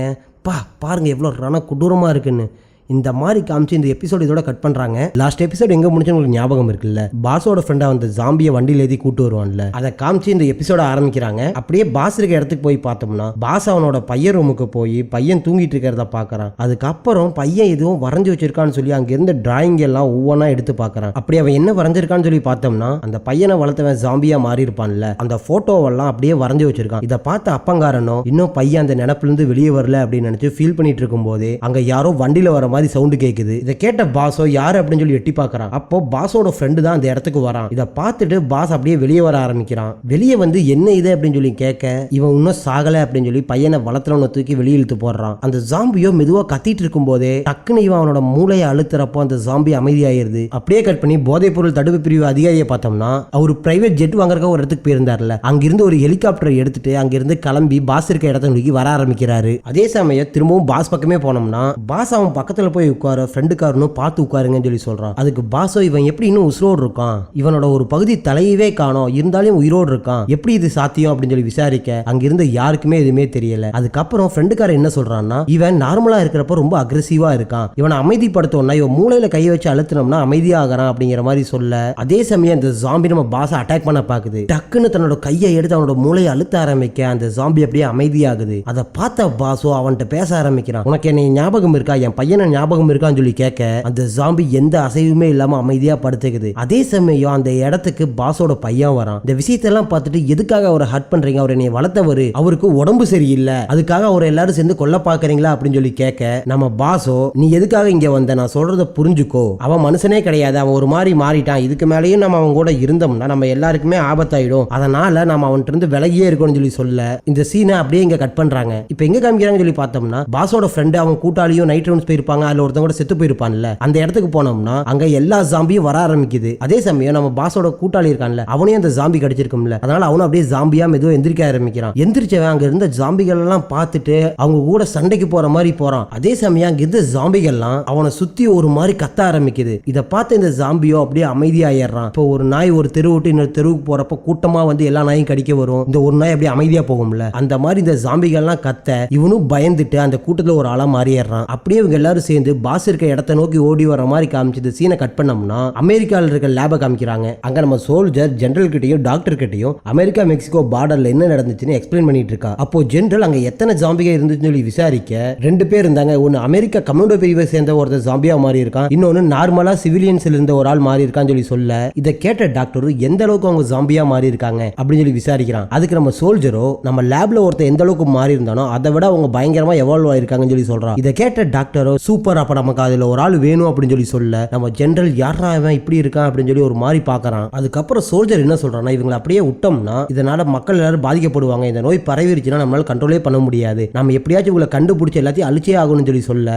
அதுக்கு டாக்டர் எல்லாத்தையும் அழிக்க முடியாது, எனக்கு ஒரு ஆள் வேணும் சாம்பிளுக்கு அப்படின்னு சொல்லி கேட்கறான். அதை கேட்ட ஜெனரலோ சரி ஓகே, இந்த நோய்க்கு ஏதாச்சும் தடுப்பு மருந்து இருக்கா, எப்படி நம்ம அவங்களை கண்ட்ரோல் பண்றதுன்னு சொல்லி கேட்க இது எந்த நோயும் கிடையாது, அவங்க சூப்பர் ஹியூமன், அவங்கள நம்ம கண்ட்ரோல் பண்றதுக்கான மருந்தை நான் இனிமேல் தான் கண்டுபிடிக்கணுங்கிற மாதிரி சொல்றான். இதை கேட்ட ஜெனரல் உங்களுக்கு என்ன விளையாட்டா தெரியுதா, அவங்க மக்கள் அட்டாக் பண்ணாங்கன்னா அவங்களும் அந்த மாதிரி மாறி மற்றவங்களை அட்டாக் பண்ண ஆரம்பிச்சிடறாங்க, ஸோ இதில் உங்களுக்கு நான் எந்த ஹெல்ப்பும் பண்ண முடியாதுன்னு சொல்ல அதுக்கு டாக்டர் எனக்கு நீங்கள் ஹெல்ப் பண்ணாட்டி நான் இங்கே நடந்த ஆராய்ச்சியை பற்றி வெளியே சொல்லுவேன், அதுக்கப்புறம் இந்த விஷயம் இங்கே இருக்க எல்லா மக்களுக்குமே தெரிய ஆரம்பிக்கும், இதனால இந்த கவர்மெண்ட்டுக்கு தான் கெட்ட பேர் வரும்னு சொல்லி சொல்ல நம்ம ஜெனரல் இவனை பார்த்து முறைச்சிட்டு உனக்கு என்னதான் வேணும் அப்படிங்கிற மாதிரி பார்க்கறான். அதுக்கு நம்ம டாக்டர் என்ன சொல்றான்னா எனக்கு ஒரே ஒரு ஜாம்பி உசுரோட வேணும், அப்படி உசுரோட கிடைச்சானா அவனை எப்படி கண்ட்ரோல் பண்ணுங்கிற மருந்தை நான் கண்டுபிடிச்சிருவேன், எனக்கு அந்த ஒரு ஜாம்பியை மட்டும் கொடுங்க அப்படின்னு சொல்லி கேட்க ஜெனரலும் சரி ஓகே நாங்கள் அங்கே போய் எங்களால் முடிஞ்ச வரைக்கும் ஏதாவது ஒரு ஜாம்பியை பிடிச்சி கொண்டு வரோம் அப்படிங்கிற மாதிரி சொல்கிறான். இதை கேட்ட டாக்டரும் இல்லை நானும் உங்க கூட வருவேன், உங்களை பற்றி எனக்கு தெரியும், அங்கே இருக்கவங்க எல்லாத்தையுமே நீங்கள் கொண்டுட்டு கடைசியில் எந்த சாம்பிளுமே இல்லைன்னு சொல்லிட்டு வந்துருவீங்க, அதனால நானும் உங்களுக்கு கூட வரேன் அப்படிங்கிற மாதிரி சொல்கிறான். இதை கேட்ட ஜெனரலும் நான் நிறைய போரில் சண்டை போட்டிருக்கேன் டாக்டர், நான் இது வரைக்கும் யாரை பார்த்துமே பயந்தது இல்லை, ஆனால் ஃபர்ஸ்ட் டைம் எனக்கு உங்களை பார்த்தா பயமா இருக்கு, நீங்கள் என்ன பண்ண போறீங்கன்னு நினைச்சாலே எனக்கு ஒரு மாதிரி இருக்குன்னு சொல்லிட்டு நீங்களும் எங்க கூட வரலாம் அப்படின்ட்டு அந்த இடத்துல இருந்து போயிடுறாரு. அப்படியே கட் பண்ணி திரும்பவும் பாஸ் இருக்க இடத்துக்கு போனோம்னா பையனை வளர்த்துறவன ஒரு இடத்துல கட்டி போட்டு வச்சிருக்காங்க. இதை பார்த்த பையங்கார மெதுவா அவன் பக்கத்துல போய் என்னை உங்களுக்கு ஞாபகம் இருக்கா, நான் தான் லூகாஸ் உங்களோட லிட்டில் வாரியர், என்னை உங்களுக்கு அடையாளம் தெரியலையா அப்படின்னு சொல்லி அந்த ஜாம்பி கிட்ட பழைய நினைப்பெல்லாம் கொண்டு வர ட்ரை பண்ணிட்டு இருக்கான். பட் அந்த ஜாம்பிக்கும் கொஞ்சம் பழைய நினைப்பெல்லாம் வர ஆரம்பிக்குது. பட் இருந்தாலும் அந்த ஜாம்பி தன்மை அதுக்குள்ள வந்து அந்த பையனை அட்டாக் பண்ண பாக்குது. டக்குன்னு அந்த பையன் அங்கிருந்து தெரிச்சு அவங்க அப்பா இருக்க பக்கமா ஓடி வந்துடுறான்.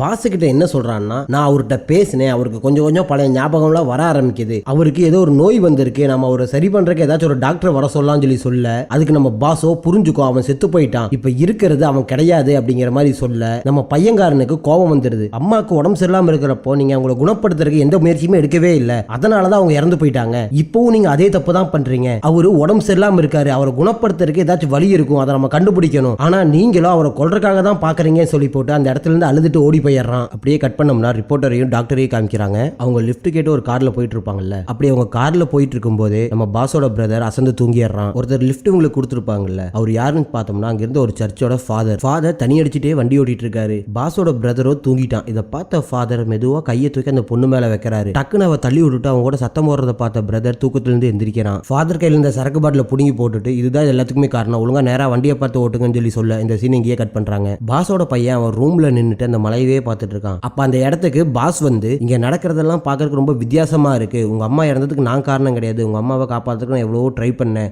பட் அவளுக்கு இருந்த சிவியரான நோயினாலதான் இறந்துட்டா, ஆனா உன்னை வளர்த்துனவன் அப்படி கிடையாது, அவனை நம்ம எவ்வளவு தடவை கொன்னாலும் அவன் திரும்ப வந்துகிட்டே இருக்கான், புரிஞ்சுக்கோ அவன் மனுஷன் கிடையாது, அவனுக்குள்ள என்னமோ ஆயிருச்சுன்னு சொல்லி சொல்ல பையங்காரனும் அவனை திரும்பி முறைக்கிறான். நான் இதுக்கு முன்னாடி யாருக்கெல்லாம் வேலை பார்த்து கொடுத்தனோ அவங்க எல்லாம் எனக்கு கொல்ல ட்ரை பண்றாங்க, இன்னும் எவ்வளவு நாள் நம்ம இங்க சேஃபா இருக்க முடியும், இல்ல எத்தனை நாள் நான் அவங்க கூட இருக்க முடியும்னு எனக்கு தெரியல, அதனால உன்னோட சேஃப்டியை நீ தான் பாத்துக்கணும்னு சொல்லி அந்த பையனுக்கு ஒரு கன்னை எடுத்து கொடுக்குறாரு. பையனோ தயக்கத்திலேயே அந்த கன்னை வாங்க அவன் தலையில தடவி கொடுத்துட்டு பாஸ் அந்த இடத்துல இருந்து போயிடுறாரு. அப்படியே கட் பண்ணோம்னா திரும்பவும் ரிப்போர்ட்டரையும் பாஸோட பிரதரையும் காமிக்கிறாங்க. ஃபாதரும் பாஸோட பிரதரும் சும்மா வளவள நிறைய இது பேசிட்டு வந்துட்டு இருக்காங்க. ஃபைனலா நான் பண்ண தப்புக்கு நான் கும்புற சாமி என்னை மன்னிப்பாருன்னு சொல்லி போட்டு திரும்பவும் சட்டைக்குள்ள இருந்த சரக்கு பாட்டில எடுத்து குடிக்க ஆரம்பிக்கிறாரு. இதை பார்த்த பாஸோட பிரதரும் ரிப்போர்ட்டரும் எதுவும் பேசாம அமைதியா இருக்காங்க. அதே சமயம் அவங்க வண்டி முன்னாடி டக்குன்னு ஒரு ஜாம்பி வந்து நிக்குது. இந்த ஜாம்பி யாருன்னு தெரியுதா? லாஸ்ட் எபிசோட்ல கூட நம்ம பார்த்திருப்போம்ல, பாஸோட ஃப்ரெண்டும் அவனோட கூட்டாளியும் நைட் ரவுண்ட்ஸ் போயிருப்பாங்கல்ல, அதுல கூட அந்த கூட்டாளியை ஜாம்பி கடிச்சிருக்கும்ல, அவன் தான் இது. இதை பார்த்த பாஸோட பிரதரோ அவன் பேரை சொல்லி கூப்பிட்டு உனக்கு என்ன ஆச்சு அப்படின்னு சொல்லி விசாரிக்கிறான்.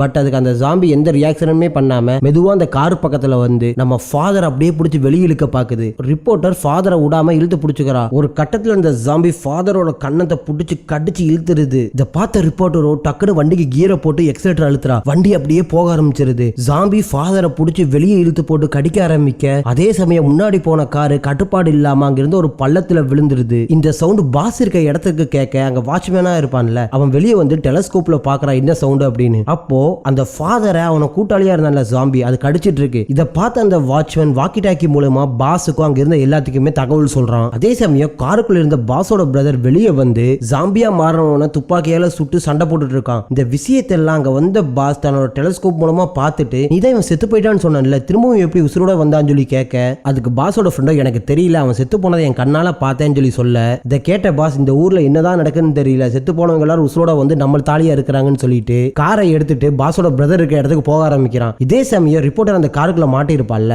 எப்படியோ ஒரு ஒளி அந்த கார் கதை உடைச்சிட்டு வெளியே வரா. அப்படி வெளியே வந்து பார்க்கும்போது நம்ம பாஸோட பிரதர் அந்த ஜாம்பி அட்டாக் பண்ண போகுது. இவன் அங்க இருந்து துப்பாக்கியை எடுத்து அந்த ஜாம்பியை டப்புன்னு இதயத்திலேயே சுட அந்த ஜாம்பி அதே இடத்துல செத்து போயிருது. அதுக்கப்புறம் இவங்க ரெண்டு பேரும் சேர்ந்து ஃபாதருக்கு என்ன ஆச்சு அப்படின்னு சொல்லி பார்க்க போறாங்க. ஆனா டூ லேட், ஃபாதர் ஆல்ரெடி அங்க செத்து போய் தான் கிடக்குறாரு. இவங்க அந்த இடத்துல பார்த்துட்டு இருக்கும் போதே அந்த இடத்துக்கு கரெக்டா பாஸும் பாஸோட ஃப்ரெண்டும் வரான். பாஸ் நேரா அவன் பிரதர்கிட்ட போய் உனக்கு எதுவும் ஆகலையா, அவன் ஏதாச்சும் உன்னை கடிச்சிட்டானான்னு சொல்லி கேட்க எனக்கு எதுவும் ஆகலை அப்படின்னு சொல்லி பாஸோட பிரதர் சொல்லிடுறான். அதுக்கப்புறம் ரிப்போர்ட்டரை பார்த்து நீங்க தான் அந்த ரிப்போர்ட்டரா, நல்லா இருக்கீங்களா, உங்களுக்கு எதுவும் ஆகலையேன்னு சொல்லி கேட்க ரிப்போர்ட்டரும் நானும் நல்லா இருக்கேன் அப்படிங்கிற மாதிரி சொல்றான். அதுக்கப்புறம் என்னோட நரகத்துக்கு உங்களை வரவேற்கிறேன், சரி வாங்க நம்ம போலாம் அப்படின்னு சொல்லிட்டு அங்கிருந்து எல்லாரும் கிளம்ப ஆரம்பிக்கிறாங்க. அப்படியே கட் பண்ணி பாஸோட பையனை பார்த்தோம்னா அந்த பையன் அவனை வளர்த்தவன் இருக்கான்ல, அவன் முன்னாடி எப்படி இருந்தான் இப்ப எப்படி இருக்கான்னு சொல்லி தத்துரூபமா வரைஞ்சிட்டு இருக்கான். அதே நேரத்தில் பாஸோட பிரதரும் ரிப்போர்ட்டரும் அந்த வீட்டுக்கு வந்திருப்பாங்கல்ல, பாஸோட பிரதர் டாக்டர் போல இருக்கு. பாஸ் குண்டடிப்பட்டு இருக்கும்ல, அந்த இடத்துல பாஸோட பிரதர் தையல் போட்டுட்டு இருக்கான். அப்போ ரிப்போர்ட்டர் இவங்களுக்குலாம் என்ன ஆச்சு, ஏன் இப்படி நடந்துக்கிறாங்க அப்படின்னு சொல்லி கேட்க அதுக்கு பாஸோ தெரியல,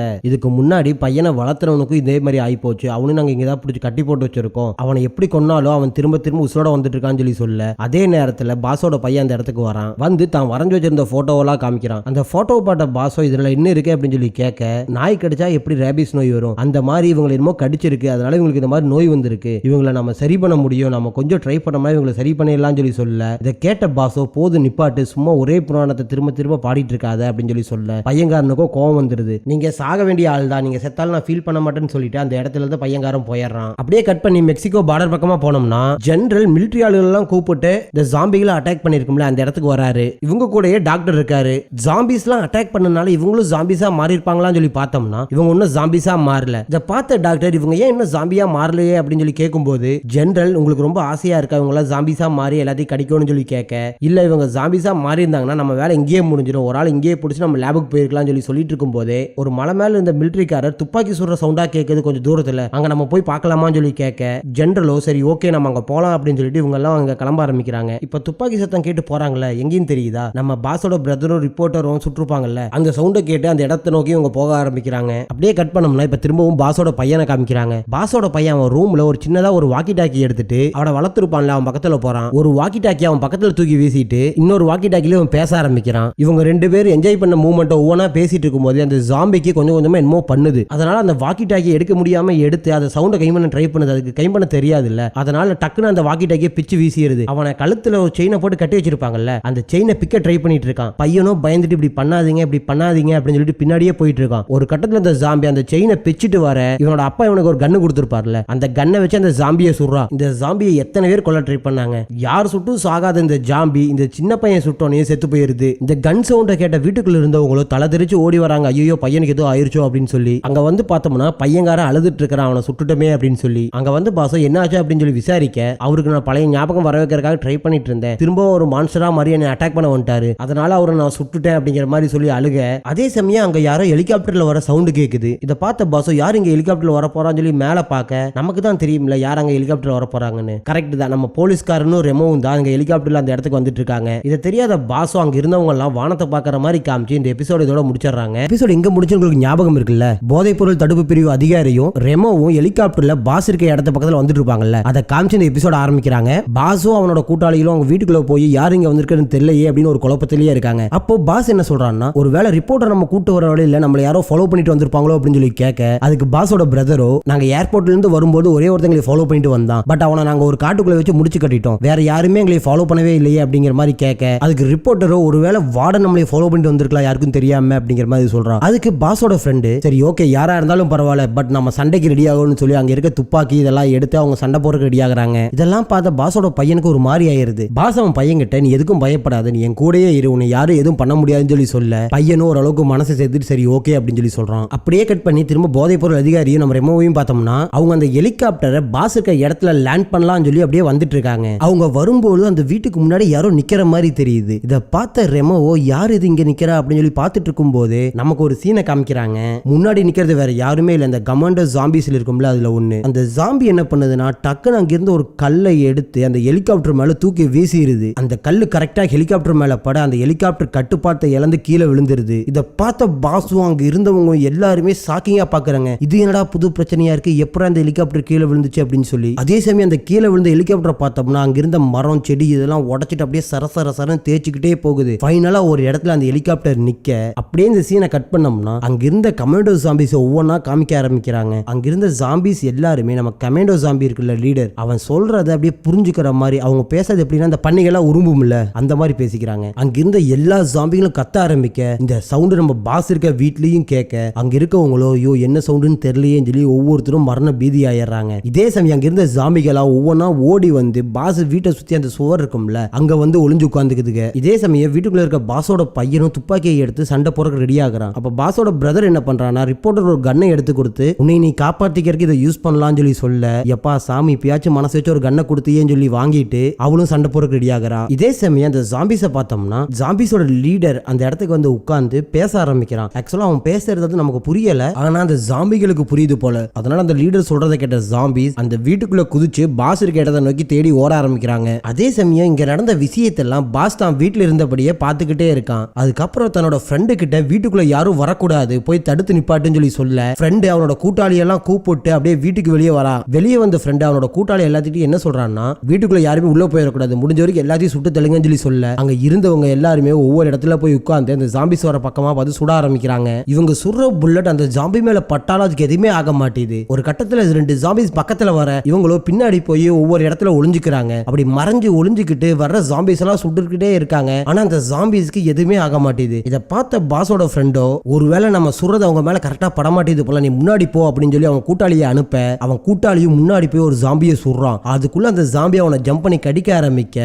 இதை பார்த்த பாஸோட ஃப்ரெண்டோ தான் கையில இருக்க ஷாட் கன்னை எடுத்து அந்த ஜாம்பியை சுடுறான். அந்த ஜாம்பியோட கழுத்து ஒரு சைடு தெரிச்சு தொங்கி போயிருது. இருந்தாலும் அந்த ஜாம்பி முன்னோக்கி வர திரும்பவும் அந்த ஷாட் கன்னால அந்த ஜாம்பியோட கழுத்திலேயே சுடுறான். இதனால அந்த ஜாம்பி அதே இடத்துல செத்து போயிருது. அதுக்கப்புறம் பாஸோட ஃப்ரெண்ட் இங்க இருந்தா நம்ம எல்லாருக்குமே ஆபத்து, எல்லாரும் உள்ள வாங்க அப்படின்னு கூப்பிட்டு உள்ள ஓடி வர ஆரம்பிக்கிறான். அதே சமயம் வெளியே நடந்த விஷயத்தெல்லாம் பார்த்துட்டு இருந்த பாஸ் தான் பையனை கூப்பிட்டு நீ பத்திரமான இடத்துல ஒளிஞ்சுக்கோ, அந்த இடத்துல இருந்து யார் கூப்பிட்டாலும் நீ வெளியே வரக்கூடாது, நான் கூப்பிட்டா மட்டும் தான் வெளியே வரணும்னு சொல்லிட்டு தன் பிரதர்கிட்ட போயிட்டு நாம இங்கிருந்து தப்பிக்க ஏதாச்சும் வழி இருக்குமா அப்படின்னு சொல்லி கேட்க ஆரம்பிக்கிறான். அதுக்காக அவனும் ஸ்டார்டிங்ல நம்ம ஃப்ளோர் டைல்ஸ் எடுத்துட்டு வெளியே வந்தோம்ல அந்த ரூமுக்கு போனா தான் இந்த இடத்துல இருந்து தப்பிக்க முடியும், இல்லைன்னா தப்பிக்கிறதுக்கு வேற வழியே இல்லைன்னு சொல்லி சொல்ல நாம அந்த இடத்துக்கு போறது அவ்வளவு ஈஸியா இருக்குன்னு நான் நினைக்கல அப்படிங்கிற மாதிரி சொல்ல அதே சமயம் ரிப்போர்ட்டர் என்ன பண்றானா பாஸோட பையன்கிட்ட போய் நீ தான் ஃபர்ஸ்ட் இவங்களை பாத்தியா, எப்ப பார்த்த எப்படி பார்த்த அப்படின்னு சொல்லி கேட்க நேத்தைக்கு நான் ட்ரோன் விட்டுட்டு இருந்தேன், அப்ப என்னை ஒருத்தர் அட்டாக் பண்ண வந்தான், என்னை வளர்த்துனவரு அவனை தடுக்க பார்த்தாரு, அவன் அவரை புடிச்சு கடிச்சு வச்சனால இவரும் அவனை மாதிரி மாறி என்னை அட்டாக் பண்ண ஆரம்பிச்சிட்டாரு அப்படின்னு சொல்லிட்டு இருக்கும் போதே பாஸ் ரிப்போர்ட்டர் கிட்ட இன்டர்வியூ எடுக்க வேண்டிய ஆள் நான் இங்கே இருக்கேன், என் பையன்ட்டு நீ எதுவும் இன்டர்வியூ எடுக்காதுன்னு சொல்லி சொல்றான். அதே சமயம் இந்த சீனை கட் பண்ணோம்னா லாஸ்ட் எபிசோட்ல பார்த்துருப்போம்ல ஏதோ துப்பாக்கி சவுண்டு கேட்குது அந்த இடத்துக்கு போகலாம் அப்படின்னு சொல்லி அவங்க எல்லாருமே வந்துட்டு இருப்பாங்கல்ல, டாக்டர் ஜெனரல் அந்த சோல்ஜர் அப்புறம் அவங்க கூட இந்த டீம் எல்லாருமே வருவாங்கல்ல அவங்கள காமிக்கிறாங்க. தூரத்துல துப்பாக்கி சவுண்டு இன்னும் அதிகமா கேக்குதுன்னு சொல்லி போட்டு ஜெனரல் அந்த கார்ல இருந்து இறங்கி டெலஸ்கோப்பை வச்சு பாக்குறாரு. அப்படி பார்க்கும்போது ஜாம்பிகள்லாம் அட்டாக் பண்ணிட்டு இருக்க விஷயம் அவருக்கு தெரிய வருது. இதனால ஜெனரல் சீக்கிரம் நம்ம இந்த இடத்துக்கு போகணும்னு சொல்லி சொல்ல இந்த சீனை அப்படியே இங்க கட் பண்றாங்க. அதே சமயம் பாஸ் இருக்க இடத்தை நோக்கி ஒரு கமாண்டோ ஜாம்பி வரதை பார்த்து அங்க இருந்தவங்க எல்லாரும் ஃபர்ஸ்ட் நம்ம இந்த இடத்துல இருந்து போகணும்னு சொல்லி அங்கிருந்து ஓட ஆரம்பிக்கிறாங்க. அப்பவும் இந்த ரிப்போர்ட்டர் என்ன பண்றான்னு சொல்லி பாருங்க, தன்னோட போனை எடுத்து இங்க நடக்கிற விஷயத்தெல்லாம் ரெக்கார்ட் பண்ண ஆரம்பிக்கிறான். இந்த சீன் இப்படியே கட் பண்ணி நம்ம போதைப்பொருள் தடுப்பு பிரிவு அதிகாரியோ ரெமோவையும் காமிக்கிறாங்க. அவங்க ஒரு ஃபிளைட் ஆக்சிடென்ட்ல கீழே விழுந்து மாட்டிருப்பாங்கல்ல, அவங்க 2 பேரும் மெதுவா கண்ணை முழிச்சு எந்திரிக்கிறாங்க. அப்படி எந்திரிச்சவங்க வெளியே வந்து பேசிட்டு இருக்கும்போது ரெமோ என்ன சொல்றானா நம்ம ஹெலிகாப்டர் மேல எதுக்கு கிளத்தி அடிச்சாங்கன்னே தெரியலையே, இப்போ இந்த ஹெலிகாப்டருக்கு யார் ஃபைன் கட்டுறது அப்படின்னு சொல்லி பேசிட்டு இருக்கும்போது நம்ம பாஸோட பிரதருக்கு ஒருத்தர் லிஃப்ட் கொடுத்திருப்பார்ல ஃபாதர், அவரும் கூட ஜாம்பியா மாறி இருப்பார்ல, அவரு ரெமோவை அட்டாக் பண்ண ஓடி வராரு. இதை பார்த்த நம்ம போதைப்பொருள் தடுப்பு பிரிவு அதிகாரியோ அவரை சுட ரெமோ அந்த இடத்துல இருந்து எப்படியே தப்பிச்சு ஓடிடலாம் சொல்லி ஓட பாக்குறான். அப்போ அந்த இடத்துக்கு நிறைய ஜாம்பிக வர ஆரம்பிக்குது. அதுல ஒரு ஜாம்பி திரும்பவும் நம்ம ரெமோவை அட்டாக் பண்ண வர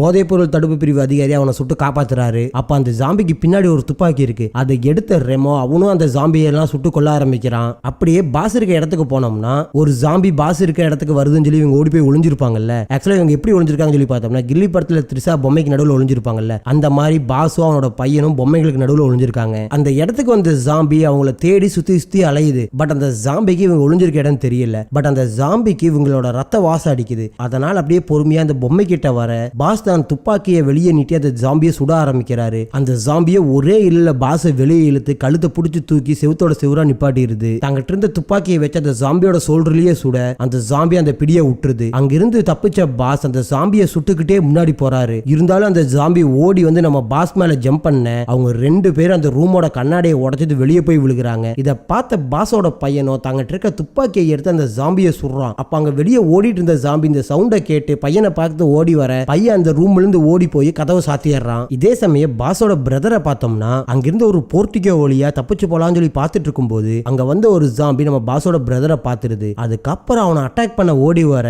பாஸோட பிரதர் தங்கிட்ட இருக்க துப்பாக்கியை வச்சு அந்த ஜாம்பியை சுட்டு பாக்குறாரு. ஆக்சுவலா அந்த ஜாம்பிக்கு எதுவுமே ஆகல. ஒரு கடத்துல அந்த ஜாம்பி ஓடி வந்து நம்ம பாஸோட பிரதரையும் கடிக்க பார்க்க அங்கிருந்து ஒரு சீமனையை எடுத்து அந்த ஜாம்பி மேல ஊத்தி விட்டுறாரு. அதுக்கப்புறம் ஒரு தீப்பெட்டியை எடுத்து அந்த ஜாம்பியை பத்த வைக்க அந்த ஜாம்பி மேல அப்படியே தீ பிடிச்சி எரியுது. இருந்தாலும் அந்த ஜாம்பி நம்ம பாஸோட பிரதர் அட்டாக் பண்ண வர அங்கிருந்து ஒரு ஜேரை எடுத்து அதை அடிச்சு அந்த போர்ட்டிகோல இருந்து கீழே தள்ளி விட்டுறாரு. அப்படியே கட் பண்ணி திரும்பவும் நம்ம பாஸோட பையனை பார்த்தோம்னா ஒரு ஜாம்பி அவனை துரத்திட்டு வரும். அவங்க கூட கதவை சாத்திட்டு ஓடி வருவான்ல, அந்த கதவை உடைச்சிட்டு இருந்த ஜாம்பி திரும்பவும் நம்ம பையனை துரத்த ஆரம்பிக்குது. அப்படி ஓடி வந்த பையன் அந்த ஃபாரினர்ஸ்ல 8 பால் கேம் விளையாடுவாங்கல்ல, அந்த போர்டுக்கு கீழே போய் ஒளிஞ்சுக்கிறான். அந்த ரூமுக்கு வந்த ஜாம்பி அப்படியே மெதுவா தேடி பாக்குது. பையன் கீழே தான் இருக்கான்னு தெரிஞ்சுக்கிட்ட ஜாம்பி கீழே குமிஞ்சு அவனை கடிக்க வர தங்கிட்ட இருக்க கன்னை வச்சு பையன் எவ்வளவோ அந்த ஜாம்பியை சுட்டு பாக்குறான். ஆனா அந்த ஜாம்பி அவனை பிடிக்கிறக்கே வந்துட்டு இருக்குது. அதே சமயம் அந்த இடத்துக்கு நம்ம ரிப்போர்ட்டர் வந்துடுறான். இதை பார்த்த ரிப்போர்ட்டர் தங்கிட்ட இருக்க கன்னை வச்சு அந்த ஜாம்பியோட இதயத்திலேயே சுட அந்த ஜாம்பி அதே இடத்துல செத்து போயிருது. இதை பார்த்த பாஸோட பையனும் நான் இவ்வளவு நேரமா சுட்டுட்டு இருந்தேன், ஆனா அந்த ஜாம்பிக்கு எதுவுமே ஆகல, நீங்க சுட்டோனே செத்து போகுதுன்னா இந்த ஜாம்பியை நம்ம இதயத்துல சுட்டோம்னா உடனே செத்து போயிரும் போலன்னு சொல்லி சொல்லிட்டு இருக்கும் போதே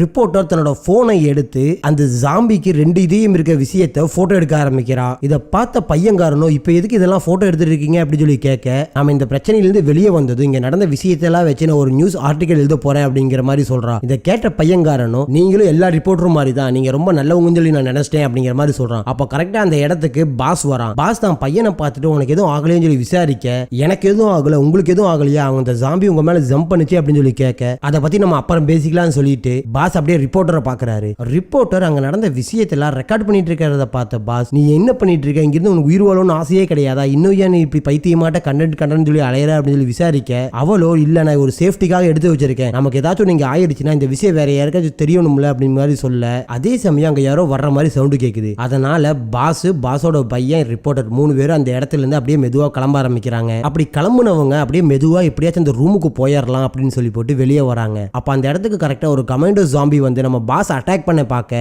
ரிப்போர்ட்டர் தங்கிட்ட இருக்க கன்னை வச்சு அந்த ஜாம்பியோட இதயத்திலேயே சுட அந்த ஜாம்பி அப்படியே அந்த இடத்துல மட்டையாயிருது. அதுக்கப்புறம் பாஸ் தங்கிட்ட இருந்த குச்சியை வச்சு அந்த ஜாம்பியோட தொண்டையிலேயே குத்தி அந்த குச்சியை மூளை வரைக்கும் விட்டு ஆட்டி எடுத்துறாரு. அதுக்கப்புறம் ரிப்போர்ட்டர் பார்த்து நீ எப்படி ஒரே சாட்ல இந்த ஜாம்பியை கொன்ன அப்படின்னு சொல்லி கேட்கும்போது பையன் முந்திட்டு வந்து இந்த ஜாம்பிகளுக்கு 2 இதயம் இருக்கு, அதனால இவங்களை நாம இதயத்துல சுட்டோம்னா அவங்க ஒரே சாட்ல இறந்து போயிடுவாங்க சொல்லி சொல்ல ரிப்போர்ட்டரும் பார்த்துட்டு ஆமா அப்படின்னு சொல்லி தலையாட்டுறா. அதுக்கப்புறம் அவங்க நம்ம இங்கிருந்து அந்த ரூமுக்கு போக முடியாது, திரும்ப நம்ம வீட்டுக்குள்ளேயே போயிடலாம் சொல்லி அவங்க ரூமுக்குள்ள போய் யாருக்குமே தெரியாம ஜன்னல் எல்லாம் க்ளோஸ் பண்ணிட்டு அமைதியா உட்கார்ந்துட்டு இருக்காங்க. இதே சமயம் அந்த வீட்டுக்குள்ள நம்ம போதைப் பொருள் தடுப்பு பிரிவு அதிகாரியும் ரெமோவும் உள்ள வராங்க. அப்படி உள்ள வந்தவங்க ஒவ்வொரு ரூமா பார்த்துட்டு போயிட்டு இருக்கும் போது ஃபைனலா நம்ம பாஸ் இருக்க ரூமுக்கு வராங்க. பாஸை பார்த்த ரெமோவோ டக்குனு கண்ணை தூக்கி பாஸை சொல்ற மாதிரி நிப்பாட்ட பாஸோட பையன் ஓடி போய் அங்கிள் ரெமோ நீங்க எப்படி இருக்கீங்க நல்லா இருக்கீங்களா அப்படின்னு அவனை கட்டி பிடிச்சுக்கிறான். அதே சமயம் அந்த இடத்துக்கு நம்ம போதைப் பொருள் தடுப்பு பிரிவு அதிகாரியும் வர அவங்க ஒவ்வொருத்தரும் மாத்தி மாத்தி கண்ணை ஒவ்வொருத்தர் மேல வச்சுக்கிறாங்க. அப்போ போதைப் பொருள் தடுப்பு பிரிவு அதிகாரி இருக்காருல்ல, அவருக்கு பின்னாடி ஒரு ஜாம்பியை அவர் அட்டாக் பண்ண வர நம்ம பாஸ் அந்த ஜாம்பியை கொன்னு நம்ம போதைப் பொருள் தடுப்பு பிரிவு அதிகாரியை காப்பாத்துறாரு. அதுக்கப்புறமே நம்ம போதைப் பொருள் தடுப்பு பிரிவு அதிகாரி ரெமோ பாஸ் எல்லாரும் ஒவ்வொருத்தரையா மாத்தி மாத்தி கண்ணை தூக்கி வச்சிட்டு இருக்காங்க. இதை பார்த்த ரிப்போர்ட்டர் நீங்க எல்லாரும் அப்புறமேல சுட்டுட்டு சாவுங்க, ஃபர்ஸ்ட் நம்ம இந்த இடத்துல இருந்து எப்படியாச்சும் உசுரோட தப்பிக்கணும்னு சொல்லி சொல்ல அங்கிருந்த எல்லாருமே சரி ஓகே அப்படின்னு சொல்லி போட்டு அவங்க எல்லாரும் ஒட்டுக்கா சேர்ந்து வேலை பார்க்க ஆரம்பிக்க போறாங்க. அதே சமயம் இந்த இடத்துக்கு யுஎஸ்ஏ சேர்ந்த மிலிட்டரி எல்லாரும் வர ஆரம்பிக்கிறாங்க. நம்ம ஜெனரல் சோல்ஜர் டாக்டர் எல்லாருமே வராங்க. இந்த விஷயத்தெல்லாம் ரூம்ல இருந்தபடியே பாஸ் அவங்க கூட இருந்த எல்லாரும் பாக்குறாங்க. அதே சமயம் இதே விஷயத்தை நம்ம கமேடோ ஜாம்பி இருக்கும்ல, அந்த கமேடோ ஜாம்பியோட லீடரும் அதோட லவ்வரும் பார்த்துட்டு இருக்குது. அங்க வந்த யுஎஸ் மிலிட்டரி மெதுவா கீழே இறங்கி எல்லாரும் அந்த வீட்டுக்குள்ள போறதுக்காக முன்னேறி வந்துட்டு இருக்காங்க. அப்ப அந்த இடத்துக்கு வந்த ஒரு ஜாம்பி இவங்களை பார்த்து ஓடி வர இவங்க கன்னை வச்சு அந்த ஜாம்பியை சுட்டு தள்ளுறாங்க. இதை பார்த்த டாக்டர் பின்னாடி இருந்துட்டு கத்த ஆரம்பிக்கிறாரு, அவனை சுட்டு கொள்ளாதீங்க, அவனுக்கு உசுரோட வேணும், கொள்ளாதீங்க கொள்ளாதீங்க அப்படின்னு சொல்லி. இருந்தாலும் நம்ம சோல்ஜர்ஸ் எல்லாருமே சேர்ந்து அந்த ஜாம்பியை சுட்டு அதே இடத்துல சாவடிச்சிடுறாங்க. இதை பார்த்த டாக்டர் ஜெனரல் கிட்ட நான் இங்க வர்றதுக்கு முன்னாடி என்ன சொல்லி என்னை கூப்பிட்டு வந்தீங்க, எனக்கு ஒருத்தரை உசுரோட புடிச்சு கொடுக்குறேன்னு சொல்லி சொன்னீங்கல்ல, அப்படி இருந்து எதுக்காக எல்லாத்தையும் கொள்றீங்கன்னு சொல்லி கேட்கும்போது நம்ம ஜெனரலும் அவங்க நம்மளை அட்டாக் பண்ண ஓடி வரும்போது அவங்ககிட்ட நம்ம பேச்சுவார்த்தையா நடத்த முடியும் அப்படின்னு சொல்லி கேட்க டாக்டர் இது ஒரு குட் ஐடியா, நம்ம உங்கள்கிட்ட பேச்சுவார்த்தை நடத்தலாம், அவங்களுக்கு கண்டிப்பா சென்ஸ் இருக்கு, அவங்களுக்குள்ள பேசிப்பாங்க, நாம பேசதான் உங்களுக்கு புரியும் சொல்லி சொல்ல உலகத்திலேயே முதல் முறையா ஜாம்பி கிட்ட பேச்சுவார்த்தை நடத்துறது நம்ம பசங்களா தான் இருப்பாங்க. அங்க இருந்த ஒரு மைக்கை எடுத்து ஜெனரல் என்ன சொல்றாருன்னா, இங்க இருக்க எல்லாருமே சரண்டர் ஆகுங்க, இது யூஎஸ் கவர்மெண்டோட ஆர்டர் அப்படிங்கிற மாதிரி சொல்ல நம்ம கமாண்டோ ஜாம்பி அதோட லவ்வர் ஜாம்பி ஒரு மாதிரி கத்த ஆரம்பிக்குது. ஏன் அப்படின்னு சொல்லி பார்த்தோம்னா இவங்க எல்லாருமே யூஎஸ் கவர்மெண்ட்டுக்காக வேலை பார்க்கறவங்க. இப்போ இவங்க ஜாம்பியா மாறியுமே யூஎஸ் கவர்மெண்ட்டுக்கு அந்த பாஸை கொண்டு போகணுங்கிறதுக்காக இங்க வந்திருக்காங்க. அதனால இப்ப யூஎஸ் சேர்ந்த ஒரு ஜெனரல் ஆர்டர் போடுறதுனால அந்த ஆர்டர் இவங்க மதிக்கணுங்கிறதுக்காக ஒரு மாதிரி கத்திட்டு இருக்காங்க. அதே சமயம் பாஸ் இருக்க இடத்தை நோக்கி பாஸோட பிரதரும் பாஸோட ஃப்ரெண்டும் வராங்க. இங்க நடந்த கலவரத்துல பாஸோட ஃப்ரெண்டை ஏதோ ஒரு ஜாம்பி கடிச்சிருக்கும் போல அவரை பாஸோட பிரதர் அந்த ரூமுக்கு கூப்பிட்டு வர பாஸ் சரி ஓகே நம்ம இதை எப்படியாவது சரி பண்ணலாம், வாங்க நம்ம இங்க இருந்து தப்பிச்சு போலாம்னு சொல்லி எல்லாத்தையுமே கூப்பிடுறாரு. அப்ப பாஸோட ஃப்ரெண்டு இல்ல வேண்டாம், என்னை அந்த ஜாம்பி கடிச்சிருச்சு, நானும் உங்க கூட வந்தேன்னா அவங்கள மாதிரி மாறி உங்களை அட்டாக் பண்ண ஆரம்பிச்சிருவேன், நீங்க இந்த இடத்த விட்டு போங்கன்னு சொல்லி சொல்ல இந்த சீன் அப்படியே கட் பண்ணி நம்ம கமாண்டோ ஜாம்பிஸை தான் காமிக்கிறாங்க. நம்ம ஜெனரல் ஆர்டர் போட்டு எல்லா ஜாம்பியும் சரண்டர் ஆக சொல்லியிருப்பார்ல, அதனால நம்ம கமாண்டோ ஜாம்பியும் அவரோட லவ்வர் அங்க இருந்த எல்லா ஜாம்பிஸுமே அப்படியே சரண்டர் ஆகிறதுக்காக முன்னாடி நடந்து வர ஆரம்பிக்கிறாங்க. இதை பார்த்த யூஎஸ் மிலிட்டரி சேர்ந்தவங்க அந்த ஜாம்பியை சுத்தி வளைச்சு நிக்க இந்த விஷயத்தை ரூம்ல இருந்தபடியே பாஸும் பாக்குறாரு. இதுதான் நம்ம தப்பிச்சு போறதுக்கான சரியான நேரம்னு சொல்லி போட்டு அவங்க அந்த ரூம்ல இருந்து அப்படியே மெதுவா வெளியே வர ஆரம்பிக்கிறாங்க. அப்படி வெளியே வந்தவங்க ஒவ்வொருத்தரா பொறுமையா அந்த இடத்துல இருந்து தப்பிக்க ஆரம்பிக்கிறாங்க. அப்போ போதைப்பொருள் தடுப்பு பிரிவு அதிகாரி இருக்காருல்ல, அவரு பாஸ கிட்ட நீ இங்கிருந்து எப்படியாவது தப்பிச்சு போயிரு, இப்ப இல்லாட்டியும் இன்னொரு நாள் உன்னை தேடி கண்டுபிடிச்சு கண்டிப்பா அரெஸ்ட் பண்ணுவோம்னு சொல்லி சொல்ல பாஸும் அதையும் பார்க்கலாம், நான் இப்ப இங்கிருந்து கிளம்புறேன்னு சொல்லி போட்டு அந்த இடத்துல இருந்து போயிடுறான். அதுக்கப்புறம் அந்த இடத்துக்கு வந்த ரெமோ நான் இப்ப என்ன பண்றது, உங்க கூட இருக்கவா இல்ல அவரு கூட போகவா அப்படின்னு சொல்லி கேட்க நீ இப்ப இங்க இருந்தீங்கன்னா உனக்கும் ஆபத்து, நீயும் அவங்க கூட சேர்ந்து இந்த இடத்துல இருந்து கிளம்புன்னு சொல்லி சொல்ல ரெமோ போதைப்பொருள் தடுப்பு பிரிவு அதிகாரியை கட்டி பிடிச்சிட்டு அவனும் பாஸ் கூட அந்த இடத்துல இருந்து வெளியே போக ஆரம்பிச்சிடறான். அதே சமயம் நம்ம கமாண்டோ ஜாம்பிஸை பார்த்தோம்னா அந்த கமாண்டோ ஜாம்பிஸோட லீடர் என்ன சொல்றான்னா, நாங்கெல்லாம் அனிமல்ஸ் கிடையாது, நாங்கெல்லாம் ஹியூமன்ஸ் தான், நாங்க யாருமே சாகல, நாங்க எல்லாரும் உசுரோட தான் இருக்கோம், எங்களோட மிஷன் வந்து பாஸை பிடிக்கிறது, அதுக்காக தான் நாங்க போராடிட்டு இருக்கோம் சொல்லி சொல்ல இந்த விஷயத்தை சோல்ஜர் அங்கிருந்து ஜெனரலுக்கு டிரான்ஸ்லேட் பண்றா. இதை கேட்ட ஜெனரல் அவங்க எல்லாத்தையும் சரண்டர் ஆக சொல்ல அங்க இருந்த கமாண்டோ ஜாம்பிஸ் எல்லாமே ஸ்மோக் பாம் போட ஆரம்பிச்சிடுறாங்க. இதை பார்த்து அங்க இருந்த சோல்ஜர்ஸ் எல்லாருமே அந்த ஜாம்பிஸை சுட ஆரம்பிக்க பின்னாடி இருந்து டாக்டர் யாரையும் கொல்ல வேண்டாம், அவங்க எல்லாம் சரண்டர் ஆக்குங்க அப்படின்னு சொல்லி கத்திக்கிட்டே இருக்காரு. இதை கேட்காத நம்ம சோல்ஜர்ஸோ எல்லாருமே அந்த ஜாம்பியை சுட்டுட்டு இருக்கும் போது நம்ம டாக்டர் அப்படியே பொறுமையா பக்கத்துல வந்து நம்ம சோல்ஜர் இருப்பாங்கல்ல அவங்கள தள்ளி விட்டு அட்டாக் பண்ண பாக்குறான். இதை பார்த்து இன்னொரு சோல்ஜர் டாக்டரை பிடிச்சி நிப்பாட்ட அப்படியே கட் பண்ணி பாஸை பார்த்தோம்னா அவங்க ஒரு ஃப்ளோர் ட்ரெயில்ஸ் எடுத்து மேல வந்திருப்பாங்கல்ல, அந்த சுரங்கத்தோலயே தப்பிச்சு போலான்னு சொல்லி போட்டு ரிப்போர்ட்டர் பாஸோட பையன் அந்த ரெமோங்கிறவன் பாஸ் எல்லாருமே போக ஆரம்பிக்கிறாங்க. நம்ம பாஸ் தான் கடைசியா போறான். அப்படி போயிட்டு இருக்கும் போது அங்க வந்து ஒரு ஜாம்பி நம்ம பாஸோட கையை பிடிச்சி கடிக்க ஆரம்பிச்சிருது. நம்ம பாஸும் அந்த ஜாம்பியை சுட்டுட்டு எப்படியோ கையை எடுத்துட்டு அந்த சுரங்கத்துக்குள்ள இறங்கி அந்த ஃப்ளோர் ட்ரெயில மூடிடுறாரு. அதே சமயம் டாக்டர் நம்ம சோல்ஜர் அட்டாக் பண்ணிருப்பாங்கல்ல, அங்க என்ன நடக்குன்னு சொல்லி பார்த்தோம்னா அந்த சோல்ஜரை பிடிச்சி எனக்கு ஒரு ஆள் உசுரோட வேணும், நீ இப்படி சுட்டினா எல்லாரும் செத்து போயிருவாங்க,